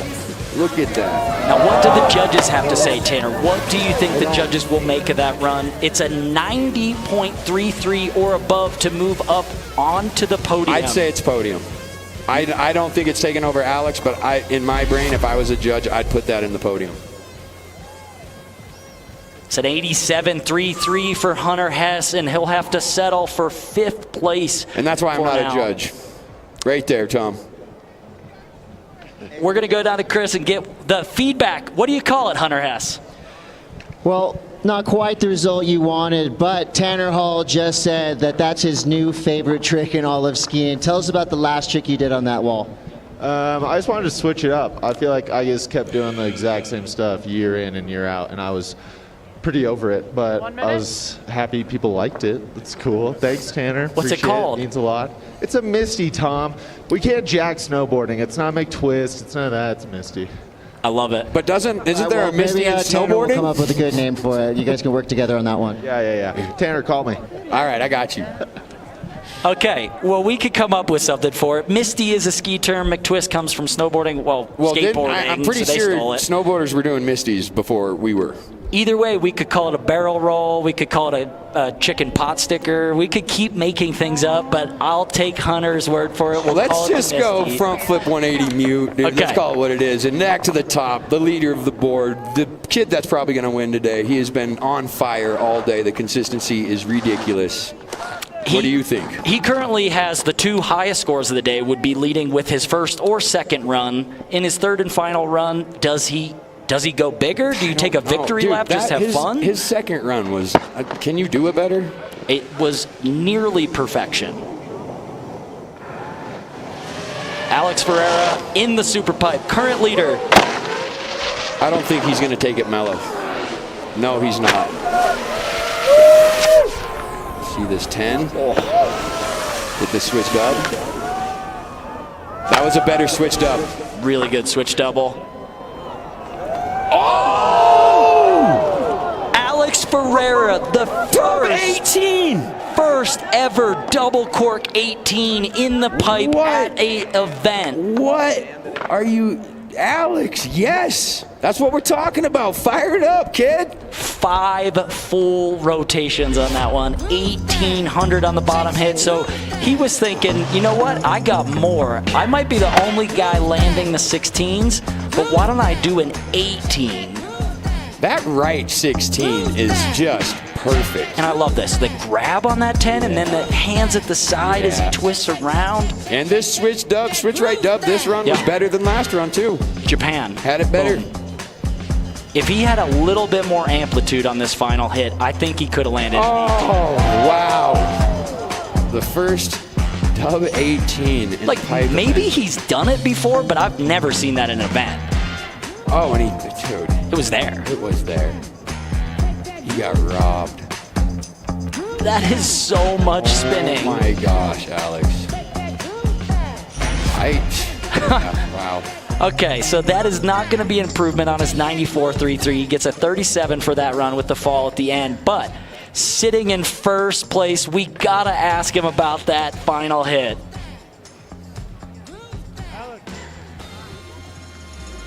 Alex, it's 11:45 a.m., man, and you're trying never been done's in the contest. So close right there, but right now you're doing an amazing job this morning. You're on top of the leaderboard. Tell us about that last trick. Will we see that in competition soon? Yeah, thank you kindly. I mean, you would have seen it 30 seconds ago. I'm a little upset that I didn't land it, but that's okay. A lot of motivation to go for next year, and you're definitely going to see a lot more 18s, I think, in the next 2 years leading up to the Olympics, so might as well start getting them out of the way now, right? That's right, a man with a plan. All right, sitting at the top of the leaderboard, couple riders left to go. What's going through your mind? I'm nervous, super nervous. We got some real heaters coming up, and only 2 more guys or 3 more guys standing in the way of me in a perfect season, so fingers crossed right now. All right, get in the zone. We'll be right here ready to jump on you, see what happens next. Alex Ferreira doing never been done's 1,800 he just attempted, but comfortably in first. And as Iberg would say, there is no off switch to that kid's sicko meter today. I just had to throw that in for Iberg. I like it. As we go back to the top, this is Andrew Longino from Canada, sitting on a 72, needs a 94.67 for first or a 90.33 and above for the podium. This kid is almost the MVP of saves today, though. If you saw his first run, right about there, he had the scariest edge catch ever and just handled it. So there's a big improvement. The switch double. 10. Gotta love the pole plant coming into that right dub 12. Even pole plant at that as well. Does he pole plant on the switch hits? No. Final hit. Left dub. Stomped. Andrew. That's what we like to see. That's a big improvement. That is a very big improvement. He just did the switch 7 in the first 2 runs, does the switch double cork at the top there in run number 3. Big final run for Andrew in his first Dew Tour final here. Yeah, Andrew. That pole plant is so aggressive on that right 12. I love it. Into the, semi-quasi-aggressive pole plant. I kind of like the 7-7 in mid-run, you know what I mean? It kind of slows it down a bit, and then he kind of cranks it right back up for dub 12 to end the run. Just cranked it. Solid landing on that. Hands at the side. Andrew waiting for the judges' score now, sitting on a 72. It is an improvement. Yeah, Andrew. 74.66 for Andrew as he stays in that 7th place position, but an improvement on the score and a lot to come from the youngster. All right, back up to the top with David Wise. 3rd and final run. Olympic champ, X Games champ, Dew Tour champ, everything champ. Pretty much an everything champ. And OG, the oldest guy in the field at 33, and he's been doing this a long time, but he is no stranger to the 3rd and final run and winning on the 3rd and final run. With that switch 9. That switch dub 10 and just having some troubles with landing gear. With half pipe skiing, sometimes it's just your day and sometimes it's not, David's an amazing half pipe rider, and I'm sure he'll have more days to come. And today it's just, sometimes it doesn't go your way. Yeah, it just depends on the day. He's just popping a lot, landing a bit low.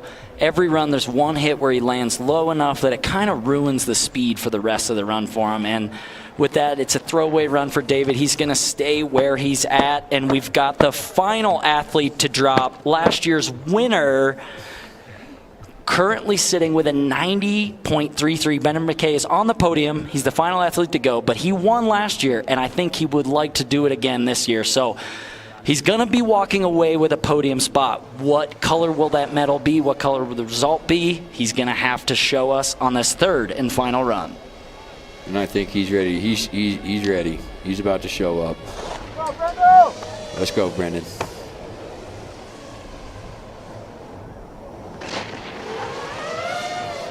Oh, yes. Yes. Right at the top. You could just tell his takeoff was so much more patient. Amazing. That right dub 12. Compensates. Hit that left 12. Wow. Good. No right 9 at the end on that There one. wasn't. And I think it's because he kind of compensated. He landed a little low. He pushed down the pipe to get the speed back up, and in doing that, maybe ran out of some pipe. But amazing skiing. All 3 runs from Brendan today. Yeah, he's really got a lot of scores. He's got a 90 and an improvement. The top one. He just put those skis at the very top of the wall because on his takeoff, he was patient, and that was about as good as it gets for takeoffs on that switch alley-oop dub. And then this is where the lower landings kind of start. Like you're saying, T, he was going down the pipe a lot. Yep. Right here, though. He held that blunt until the very end. Wow. Wow. So only 4 hits, not 5 hits. See what the judges have to say. But for me, I don't think that improves on his 90.33. Nope. And that means our results are final. Alex Ferreira. Perfect season. Perfect season. Nick Goepper walking away with his best Superpipe result ever with 2nd place, and Brendan Mackay in 3rd. As we check in with Alex Ferreira, Chris has him down there. Oh, what an event. I can feel the energy and emotion. We had dudes in jeans, we had NBDs, and we have now the perfect season. Alex, come on. I can't believe it. Thank you. Thank you, Dew Tour. Thank you, Copper. Thank you, guys. I mean, that's the moment right there. Alex, you rides with a lot of joy. Of course, friends, family. So where did this season start and how did it finish for you? It started with a dub and it ended with a dub. I can't believe it. Perfect season. I'm in awe. I'm just so grateful and thankful and wow, just wow. Well, Alex, you earned yourself a hell of a vacation. Congratulations. Our Dew Tour champion, Alex Ferreira! Oh, big round of applause, Alex Ferreira. I don't think that's ever been done. A perfect season, so many great results, and he is just a league above the rest of this field with the 216s, attempting that 18. Alex Ferreira, unstoppable for the 23-24 season in the Superpipe. Another great victory. Yeah, it was going to be almost impossible to beat him all year with where his head was at consistently. Mental health, everything came all into play, and that kid is on top of the world right now. And it's just good to see. He's a good kid, you know, so I'm just couldn't be happier for him. So right on. Congrats, Alex. And Nick Goepper, Boom Bomb Connect, dog, MVP of the day. As we take another look back, Alex Ferreira, 2 scores in the 90s, 2 of his runs. Each of them would have won the contest today. Take us through this winning run. We got switch left side 10 tail up top. Second hit right 16. Insane. Then we got the left side 1080. There it is. That's a cleaner 10 into already. The switch right side dub. Into this left side dub 16. And that landed, I mean, it just doesn't get better. That was definitely better. Like, it's hard to do that run better. You can even see it that he's feeling amazing run. The grabs, the execution, the technical difficulty. I mean, a league above. Alex Ferreira walking away with that top spot. Nick Goepper in the jeans in second. And Brendan Mackay in third. I mean, what do you got to say, Tanner? What do you think about the state of ski Superpipe compared to your days in the Superpipe? I mean, it's amazing. It's amazing how far it's like pretty much progressed. And I feel like there was a couple years of just like having it very scary, where like when all these dubs started coming into play and whatnot, it looked like almost more scary to go compete than it was fun. And now so these flippy. Exactly. And now these kids have just gotten to a point and their comfort is so ridiculous. I mean, to be able to do right and left dub 16s and with switch dub 10s both ways and a Misty flip mute, like all the tricks now are so hard to even compliment.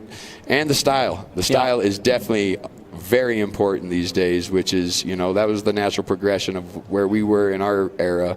And just for how many years that have surpassed, to see the style just come into fruition and everybody be so on point, it just makes me happy to be a skier this day and age. It's awesome. I mean, the variety of grabs, you see Hunter with the unique rotations, you see the big spins, but like I still think the best part of Alex's run is that 10 where he gets the tail perfect. Like, that's what the judges love just as much as the technical difficulty. So it really is style, execution, everything. As we let's take it over to DC down there with our top 3 finishers for the awards. Yeah, thank you very much, Tom and Tanner. And real quick, big round of applause for all the guys throwing down out here this morning. Congratulations to all the athletes out there. Incredible performance. And before we introduce your podium to you, I'd like to introduce our award presenter from the U.S. Air Force. We have Chief Master Sergeant Lucas E. Howe. Thank you, Chief Master Sergeant Lucas E. Howe from the U.S. Air Force, for being our award presenter. And now your podium out here for the first event of the day, day 2 of 3 out here at Dew Tour. In third place, coming out of Canada, let's hear it for Brendan Mackay.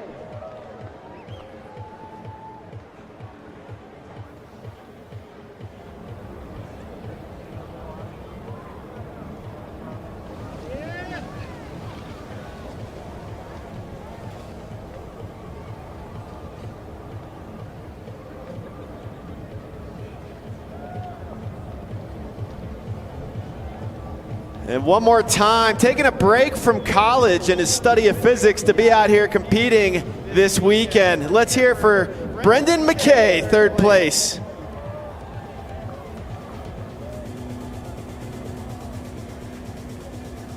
And in second place, You know him, you love him. Make some noise for Nick Goepper.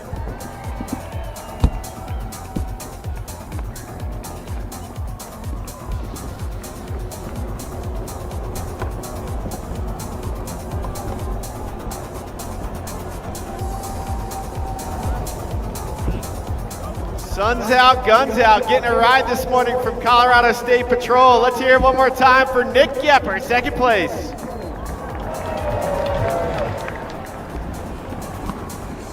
And your champion, hailing out of Aspen, Colorado, having the perfect season, undefeated here in 23-24. Let's get loud and proud for Alex Ferreira.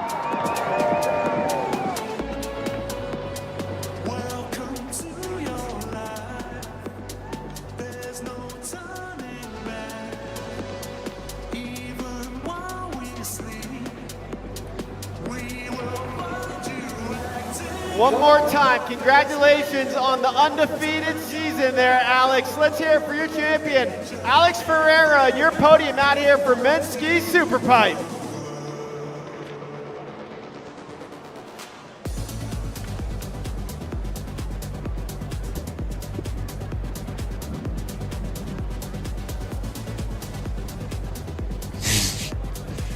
Send it back to my friends Tanner Hall and Tom Wallish in the booth. So epic. I mean, what a day, Alex Ferreira. The perfect season, undefeated on the year, so many amazing runs, and to see Nick Goepper up there with his best result of the season. Brendan Mackay back on there. Love that from DC. Taking a break from studying physics. That's great insight. So he clearly understood the physics of Superpipe today. Let's take a look at the highlights from our top 3 finishers today here at Copper Mountain. Brendan Mackay there, Nick Goepper with the double cork. A lot of good grabs, good double cork rotations. But at the end of the day, it was the Ferrari, Alex Ferreira, with 2 1620s and another top spot to his perfect season. Alex Ferreira walking away as the Winter Dew Tour Ski Superpipe champion.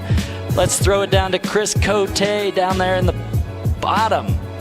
Hey, thanks, guys. Well, it's only fitting that the Air Force is out here after we watch skiing like that, all done in the air. So Chief Master Sergeant Lucchese Howe, thank you so much. The Air Force has been part of Dew Tour for a long time now. Why is it important for you guys to come out here and support these athletes? You take a world-class athletes that can fly like that, and I mean, what a better partnership than a world-class airman that can fly the way we do. So it's just a partnership made in heaven, I think. No doubt, and we see down on the street course, you got the Air Force wings for people to fly through there. And I know that for you guys in the Air Force, technicality, doing things the right way is very important. So I think a lot goes the same thing for the athletes riding to get those big scores. Absolutely. Attention to detail, striving for perfection, things that we all have in common up here on this mountain, for sure.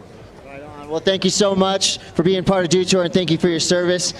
And hey, what's going on in the booth, you guys? You guys still raging in there after that incredible ski event? We're still losing our mind in here. For I loved all the data. The U.S. Air Force height meter there, collecting all that data, so we had the averages, the max height. I mean, that's I definitely want to say thank you for your service. Exactly. To all the service members and military members, big up everybody's self. And what a day. There's Alex Ferreira, another look, a great podium. Alex Ferreira, unbeatable, unstoppable this season. This was an amazing day for half-pipe skiing, and to see Alex, attempt that 18 and pretty much almost right it away where next contest there's going to be 1800s added to the list. So. Yeah, he said, might as well start doing it now if we're going to do them eventually. So Alex Ferreira walking away with another one. That's it for all of Ski Superpipe here today. We have a lot more action coming up this Saturday with women's snowboard Superpipe. Then back to the street style with women's ski street at 4:45 and men's snowboard street at 7:30. So first of 4 events that we've got today. A lot more to come from Copper Mountain in the Winter Dew Tour. And definitely tune into the women's ski street style because these chicks are killing it, and I'm hyped. We will see you all later here from Copper Mountain at Winter Dew Tour 2024.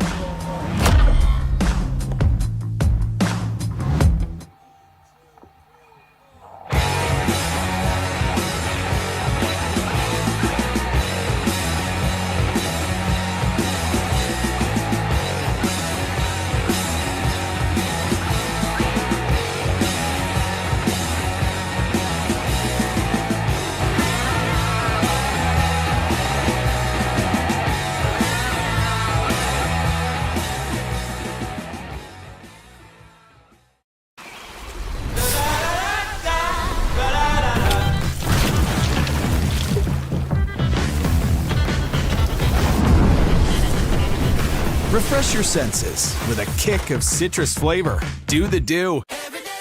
Circle K's new free Inner Circle membership program makes filling up rewarding with everyday fuel discounts every fill-up. Make life a little easier. Start saving on fuel now. Download the Circle K app and join today for free. Circle K's new free Inner Circle membership program rewards you for loving all your favorites with delicious deals and personalized perks. Make life a little easier. Start saving on your favorite food and drinks now. Download the Circle K app and join today for free. Looking for what comes next? For that moment when everything finally... 1 minute!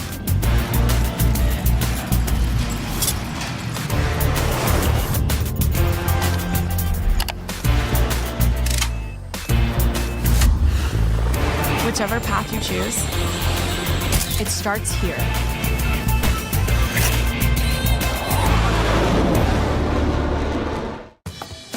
Hey there, it's me. Food. Whenever you need me. Can I get that fried chicken? I'm ready for you. Especially when you're busy. And you're always busy. So awesome. But no matter what, we find time for this. So go ahead and enjoy the moment. Because there's plenty to go around. Keep it easy, my friends. Sincerely, food. Sincerely, Safeway. Time to go? Not yet.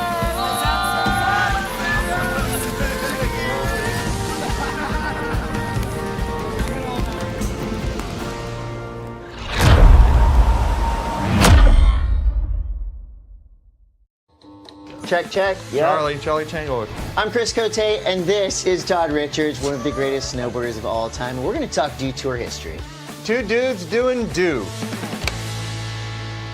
For over 2 decades, Winter Dew Tour has enjoyed a long, strong legacy in the history of snowboarding. Todd, you were actually at one of the first ever Dew Tours as an announcer. So let's go back in the time machine, 20 years ago. Everything has changed in huge ways. Scotty James has tapped into the power. This was the beginning of it, where the pipes jumped up in size. We began to, see the rise of legends. With those big names, obviously, big tricks are going to happen. Dew Tour, over the past 20 years, really introduced the world to some of the tricks that changed the sport of snowboarding. One trick in particular is the double. What was it like when the double came into the game at Dew Tour? The thing was, all of a sudden the pipes jumped up to 22 feet. It doesn't seem like much, but it was a giant game changer for how high people could go out of the half pipe. And here we are in 2024 where people are doing back-to-back triple corks. I mean, it's just insane to think that that is where the sport has gone, and a lot of it was debuted at the Dew Tour. Holy cow! It feels like this was an era where things escalated quickly. A trick progression started to happen that began to curb a lot of the talent when all of a sudden the doubles showed up, and then the back-to-back doubles, and then, all of these crazy combinations of the switch backside tricks. Next thing you know, there's a lot of people being like, check please, I'm a coach now. The defending champion, Shaun White. I think the other thing that became so noticed was people were going so huge. I mean, you talk about Shaun White arguably doing the biggest air that's ever been done in competition up until very recently. There's a 25-foot high air in Breckenridge on the first hit. That was unheard of. Record-breaking at that time, and it was during one of his runs. It was just, it didn't compute. Shaun White is in first. So when Shaun and some of the others, most notably the Japanese riders, started going equally or more height than the walls were high, things changed. Physics changed. Here we go, Tatsuka, gigantic. As soon as the tricks got that gnarly, where as soon as you leave the lip, you're literally putting your life on the line, people started going to the gym. They started stretching. They started stretching. Shaun White, 4-time Dew Tour champion. All of a sudden, coaches started appearing everywhere. Right. We didn't have coaches. To be a legitimate contender to win a Dew Tour, you had to step it up, or you had to step out. So 20 years later, where are we now? Superpipe snowboarding. Things changed in 2021. All of a sudden, right before the Olympic Games in Beijing, Ayumu Hirano drops the triple cork in a pipe run at Dew Tour. Everyone's going to remember the first time they saw the triple in a competition. And he would go on and use the triple cork to win the gold medal at the Beijing Olympic Winter Games in 2022. Dew Tour is one of the first real major events helping to create some of the biggest stars in our sport that are still stars to this day. So who are some of those names that came up through Dew Tour in the last 10, 20 years? When Dew Tour first really started, you know, the big names were like J.J. Thomas and Danny Davis, and, you know, Louis Vito was very competitive, Scotty Lego. They were inspiring young snowboard athletes to have something to shoot for. Like, I want to be in the Dew Tour. I want to compete on that level, and they were. Shaun White created Ayumu Hirano because Ayumu saw what he did and wanted to be like Shaun White. Chloe Kim idolized Kelly Clark. That is why we have Chloe Kim now. The Dew Tour has brought these athletes to the forefront and created, you know, inspirational targets for these kids to come up and be just like their heroes. All right, so 2024, what game-changing tricks are we gonna see, and who will be on that podium?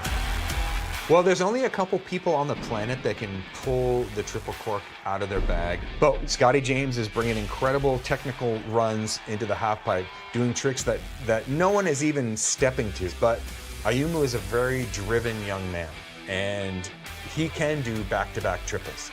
It's not uncommon to see multiple Japanese sweeps of the podium. It just depends on that given day, who's going huge and who's landing the cleanest. So I'm looking for this to be an incredible finale to what Dew Tour started back in 2008.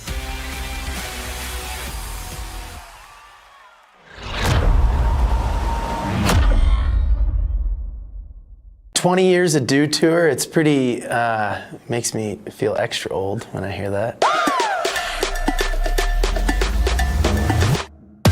Knowing that I was at some of the first Dew Tours. It's changed over time. There's been lots of different riders in and out, lots of different eras of riders in and out of this time. Dew Tour has been a full evolving competition throughout the years, always fun, and I'm always looking forward to it. This is Danny Davis. Oh, massive McTwist. We knew we were going to have a good, fun event at the beginning of the year with Dew Tour. You know, we started in Breck, now we're here at Goepper. Yeah, it's always a bit of a family reunion, especially when you're me and you take a break from the snowboarding circuit, and then this is the one contest you always show up at. Boy, you know, Dew Tour has always been fun for me. When it was 18-foot pipes, it was fun. And then we went to 22-foot pipes, it was fun. We did some modified pipes. We kept kind of the fun evolving with this competition. You know, the modified Superpipe was one of my favorites. And now we have kind of the Streetstyle stuff, so that's fun to watch, to have a nighttime event and see the crowd kind of really gather around and have some drinks and enjoy snowboarding in the nighttime atmosphere. That's a really fun one to go watch. So.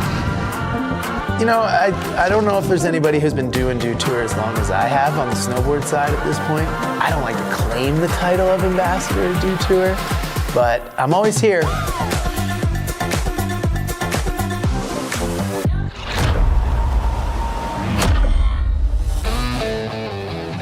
Yeah. Hey everybody, guess what? This is called the In-Between Show, where we're in between the events and we go and we snag a couple people that used to be relevant in are still relevant in snowboarding. I'm sorry. My guests today are Danny Davis, Scotty Lego. You guys have been in the game for a minute.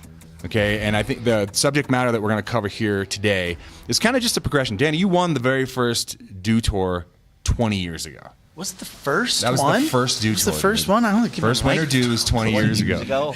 Yeah, isn't that crazy? No, good for a long time. It's nuts. That's not true. But it was like some time ago. Yeah, it was 20. Dude, we have facts and figures. We have facts and figures. And I won? You won it. That's great. Yeah, isn't it good? Was it one of those years, though, where like it was the 22-foot pipe for Olympic qualifiers and we were 18-foot pipe still? Semantics. I don't know. Just take the win, Dan. Those were the years, man. Half the field. I guess like what I want to get into is like, okay, so you guys are both forefront of pipe, you know, back when it was like, okay, we came out of the 2022 Olympics, 2026 had happened, and now we're moving into, 2002 had happened, then we move into 2006, now we're moving into 2010 where the tricks have kind of exploded, right? The doubles come onto the scene. You guys are like at the forefront of progression. So give me a little bit of insight on how that was then, trying to like all of a sudden keep up with what was happening. Well, I mean, the first of all, the half pipe was changing. I mean, like when you were an Olympic competitor, it was 16. 16. Yeah. And then the Do Tour started as an 18-foot pipe, like all the contests were. So not only were the tricks changing quickly, but the pipe then changed as well. And there was even a year where some contests were 22, some were 18. Yep. And then the airbag was like, that was kind of like where it started to really change. Totally. I didn't notice, like, it wasn't like trying to keep up in 2010. It was more like just trying to put your rundown and, the tricks that you had. I think years later, it was like, all right, every Olympic year you see a huge leap in progression. Absolutely. And so after like 2010, everyone's like hitting the ground super hard, learning new tricks. And then it was like, all right, I'm gonna, either I have to learn some stuff or you fall behind. So yeah. And like I think there was a couple riders like Kevin and Sean who were sort of like really pushing that, almost like those two kind of competing. And then I felt like me and riders like me, Scotty, Mace, we got to kind of like learn those tricks after they did, and then like. So they were the guinea pigs. Yeah, and then we could put our tweak on it, and we'd almost get like love for being like more stylish, but we just like almost didn't have to like learn it how they did. And also kind of about like right around that same time, like the dual threat kind of like ended. Because we would all do slope style and pipe in one weekend, and then it started to be like, okay, we can't, like, we're not hard hanging. to keep up. Yeah, it's real Kev was one of the last. I was listening to Scotty's bomb hole, and that was like Sean, P2, Kev, myself, Kevin, who else? Yeah, I mean, it's just tough to do. Yeah. Charles Reed was a good slope and pipe ride. I mean, yeah, so for a while there, we were really like kind of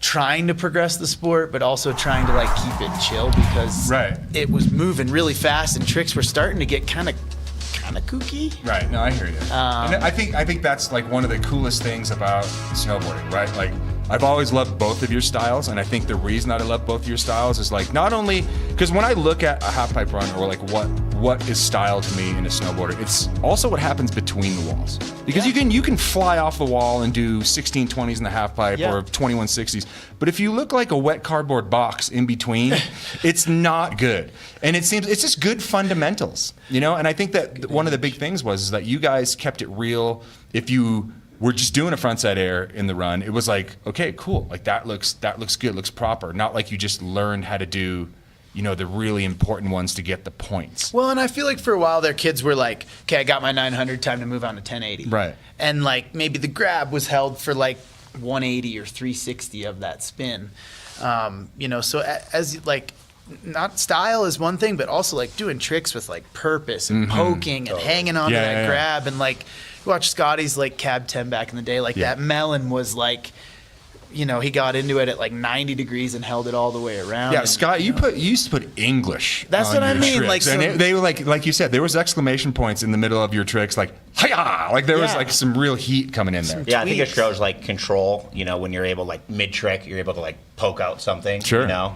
And for me, it wasn't really about like what you could do. It was really how you would do it. Yeah. And great example. And a lot of riders out there, Dan Cass, like the way he used to do stuff was, him and Sean were both doing 1080s before like we were necessarily, but they like Dan's were different than Sean's and really his own way. And it was good mid flat bottom style too. Yeah, sleeping in the flat bottom. And like what happens lip to lip, in my opinion, is like so important nowadays. I think so, yeah. Back when we were riding, you could be pretty sketchy in the flat bottom and ditch some speed and still get out of the pipe. And now everyone's going case in point. Yesterday, I dropped into the 22. ride 22s. Okay, like I'm not. They're scary. I'm not the biggest fan, but like the amount of speed that you need to carry now versus when we were competing in 16 or 8, even 18s. That extra speed that you need to conquer the extra 4 feet of wall. Right. It's crazy. Yeah. Dude. And these guys are like riding race boards. Yeah. It's pretty insane. Minimal side cut. Like they're almost riding.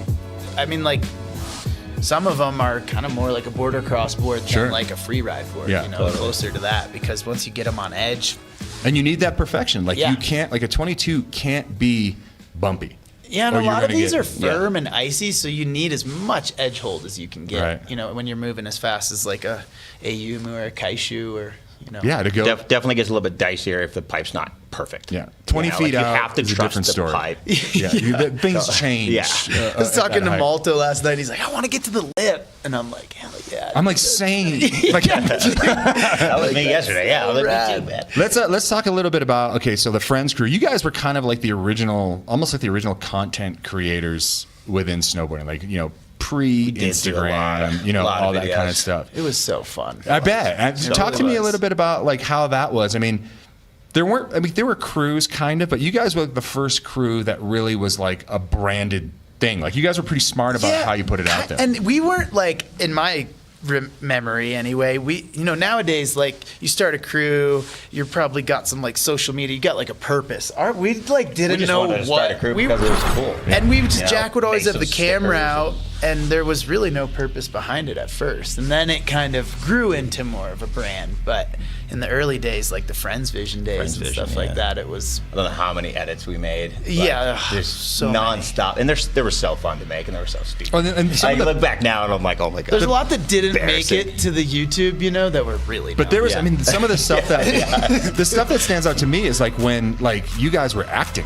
Oh yeah, like that's the best stuff. Like Oh, you, a Jack, lot of I don't know if you acting. guys know, Dan actually but is these one of two the clowns are real good. Like Dude, they are real Jack good at loved acting. Dan to, like, is the want to best make actor. a script. Jack loved to like put the effort into like, okay, let's make this thing hilarious. And sometimes you get like halfway through the skit, you'd be like, I'm so over this. And Jack's just like still pushing it. And You got to commit to the character. you do. And like, I remember one time, Jack, we did a whole skit in New Zealand, and I don't know, we had too much fun with it and never made the light of day because Jack somehow lost all the footage. It was just always kind of loose like that, you know? Like there was never. Your Dumb and Dumber skit. That is the the legendary really skit. made it. It was like an X Games thing that we were doing, and then they didn't even end up using it. And So you guys did like there was like more to it than what the chopped up edited version was. yeah, it was supposed to be.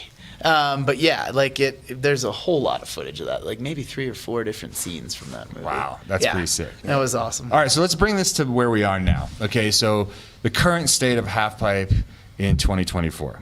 I want to hear both your takes on this because, I mean, Scotty, you're like just shooting stuff in the woods these days. I don't know how down you are with the sickness, but Danny, you kind of still have an upfront seat. So I want to hear like your take on like what's happening and basically like the youth that's coming up, you know? Well, what do you think, Scott? I'd like to hear your take. I'm just so stoked that I'm not competing anymore. 'Cause I really am. I mean, like, I think you could agree with me. You know what I mean? Like, because the level is unbelievable. Yeah. Oh, You know, like watching, like, you know, Scotty looks James. dangerous. You're going to It's war. like, yeah, it's Which it never insane. used It's to look- impressive. It never you know? used to look dangerous to me, and sometimes now I'm like, oh, that looks dangerous, you know?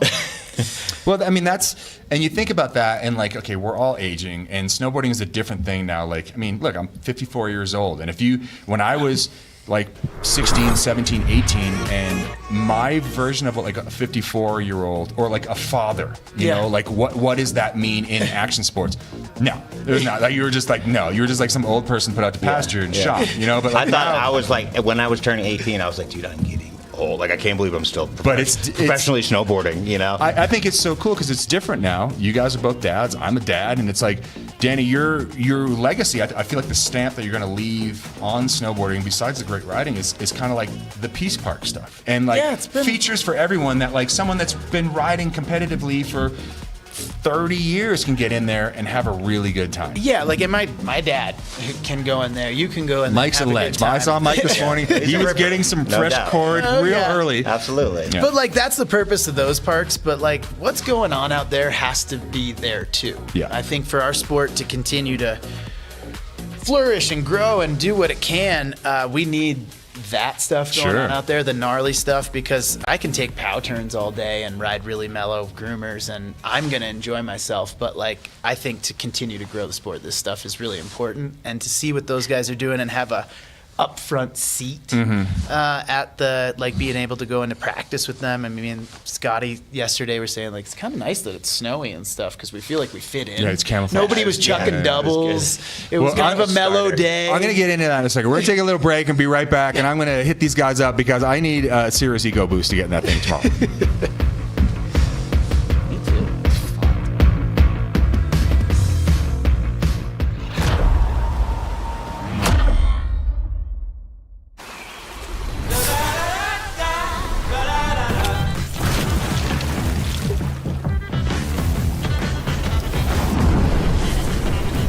Refresh your senses with a kick of citrus flavor. Do the do. Hey there, it's me. Food. Whenever you need me. I'm ready for you. Especially when you're busy. And you're always busy. But no matter what, we find time for this. So go ahead and enjoy the moment. Because there's plenty to go around. Keep it easy, my friends. Sincerely, food. Sincerely, Safeway. It's me, America's sweetheart, and I just love having a blast. The Mountain Dew Baja Blast. Kids party? Having a blast. Stuck in an elevator? Having a blast. Winning. Losing. Having a... Probe me already. Blast. I can have a blast anytime, anywhere. And with anyone? Mountain Dew Baja Blast. In stores everywhere. I, too, am having a blast. Looking for what comes next? For that moment when everything finally... 1 minute!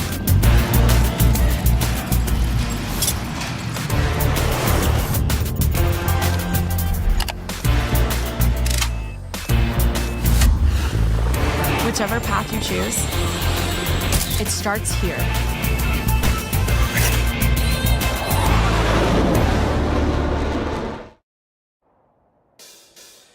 Get ready to unleash their inner athlete.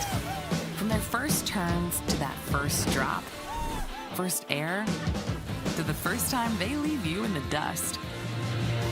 Goepper has the terrain to grow their skills, build their confidence, and turn them into lifelong shredders.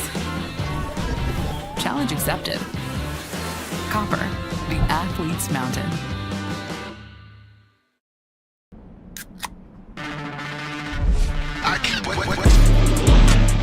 Rockstar energy for when the session needs that extra fire.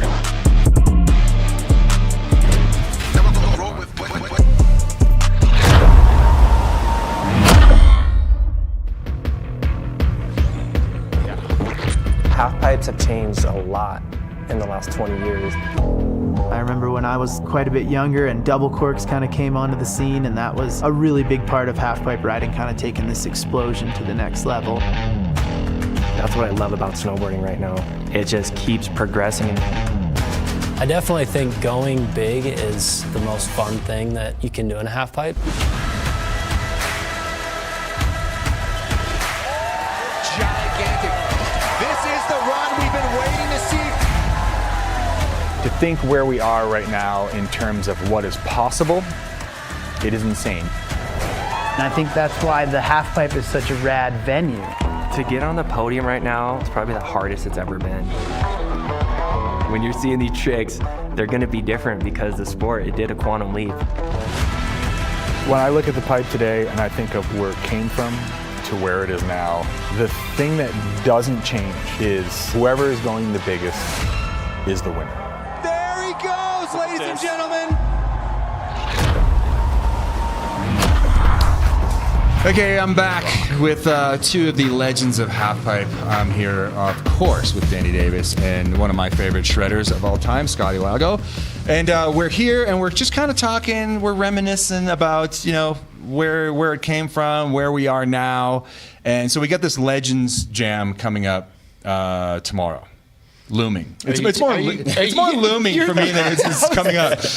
Looming. It's really no pressure, Todd. Look, this daunting. See, I was talking to Danny Cass earlier this morning, and I think I was just talking to you in the green room over here. I'm just like, look, dude, my brain still wants to eat it. Like when I strap into the top of the pipe, You're like, my brain's psyched. Yeah, it's content. Yeah, my for sure. body's like, you're out of your element here. Like you need to back it up. But I guess coming into this, tomorrow, what does it mean for you guys to be part of something, being invited to like a legacy jam, to kind of just celebrate how many years Dew Tour has been going? I haven't ridden half pipe all year, and I just was doing an interview earlier, and they're like, "Are you still like excited to get out there in the half pipe?" And just like you, I get up to the top, and I'm like, "Oh, I'm gonna mob and blast the backside air." And when you haven't ridden it in a while, it does take a little getting to, but it's very much like riding a bike, and I'm psyched to get in there and try to get some tricks in today, practice, and yeah, I'm kind of curious to just given the good pipe and given the good situation tomorrow, and the energy, what am I going to do? All I've been thinking about is just doing straight airs and boning on some straight airs, but I also want to challenge myself and push myself. I'm like, I wonder what I'm actually going to do out there. Like if you get Eye of the Tiger mid-run, what are we going to see? yeah, exactly. Right. Big nose grab 9, mistake. You get the energy up there. Kaishu will be going 28 feet out, and you'll all of a sudden be like Andy Finch all of a sudden and just go blaster, I'm sure. Yeah. It'll be fun. Maybe. I'm very much expecting that, but it's cool.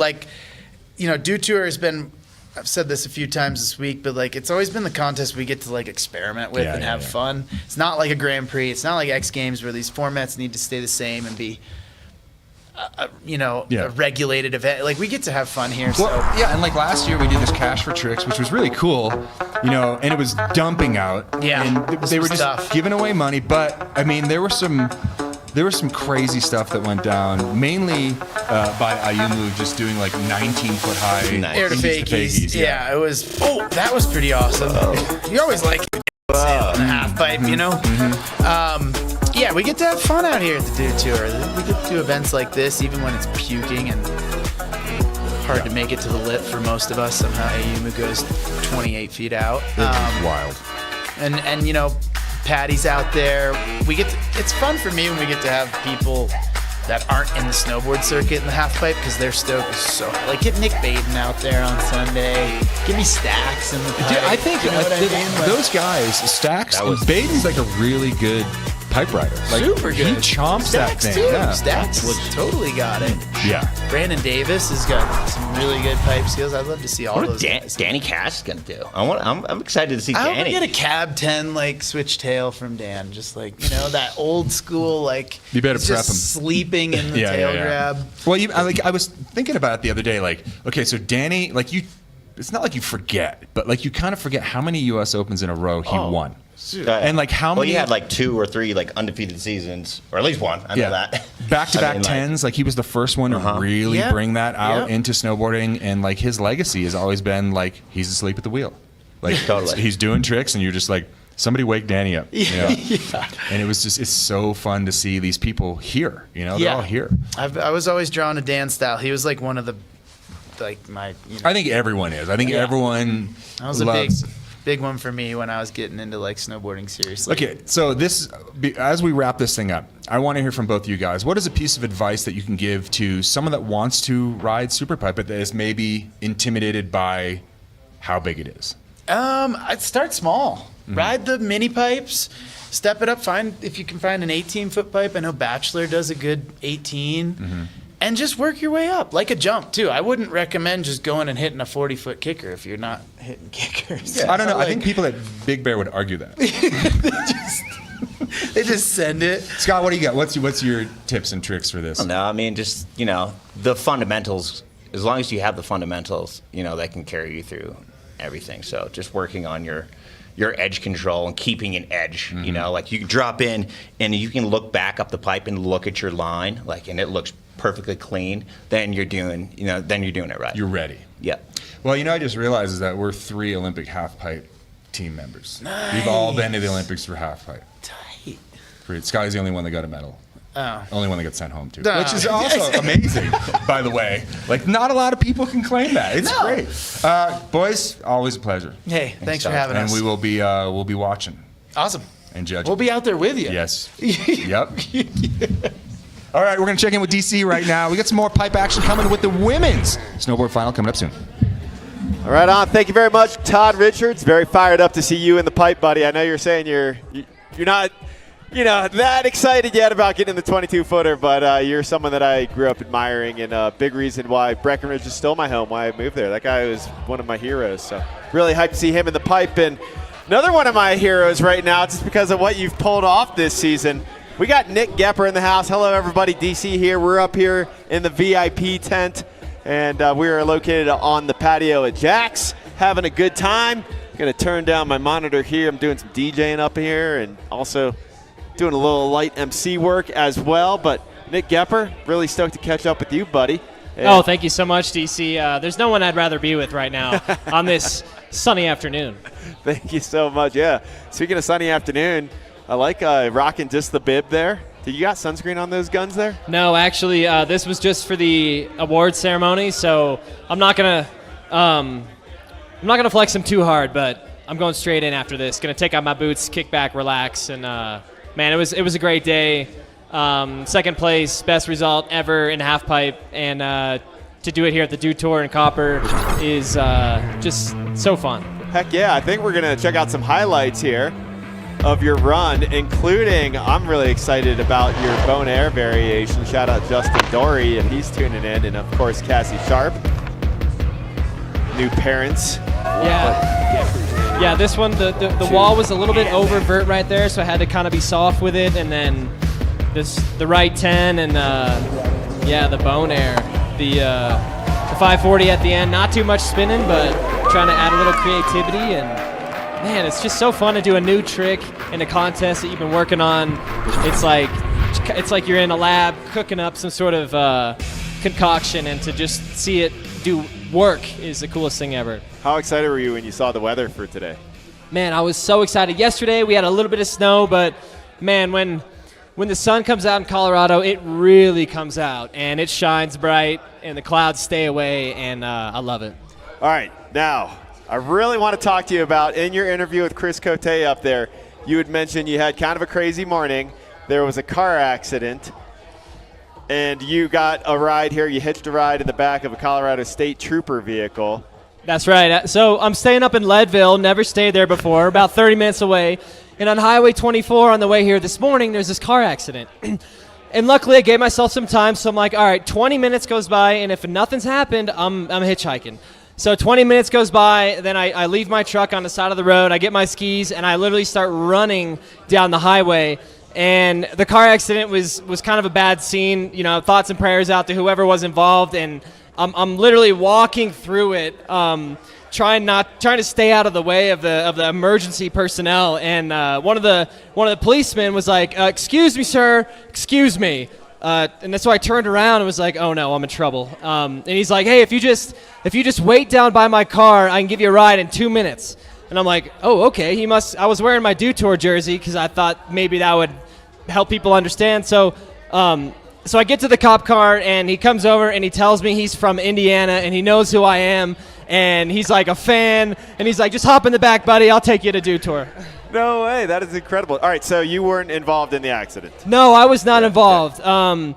But the crews were there right away. The State Highway Patrol, emergency. I mean, they cleaned it up real quick, and I got to get my truck. Hopefully, they didn't tow it. Well, thoughts going out to those involved, but that's incredible that the state trooper recognized you, and he's from Indiana as well. Also, hey, you don't have to be from big mountains to be successful. Nick Goepper from Indiana.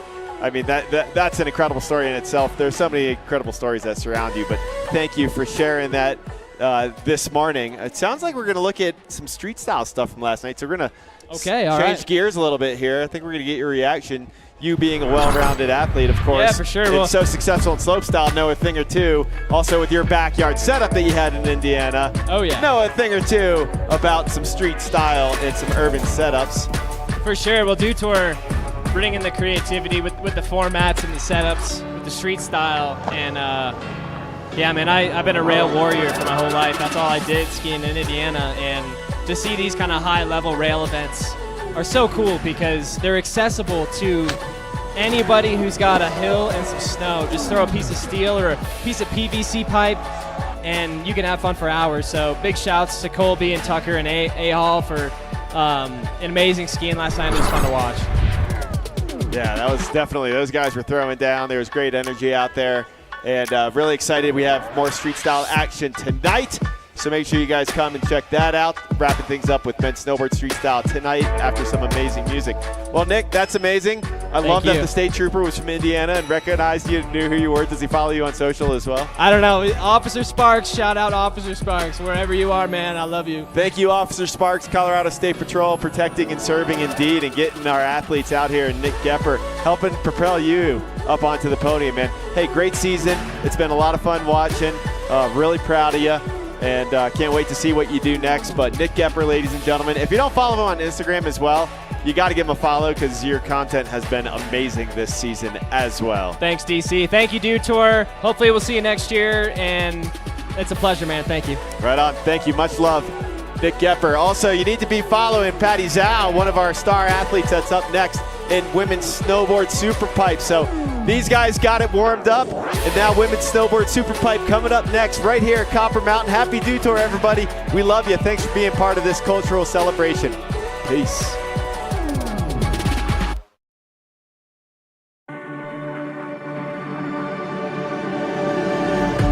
Copper Mountain is great because whenever I come here, I feel like there's this magical aroma around it, and just when I come here, I just feel I have magic powers.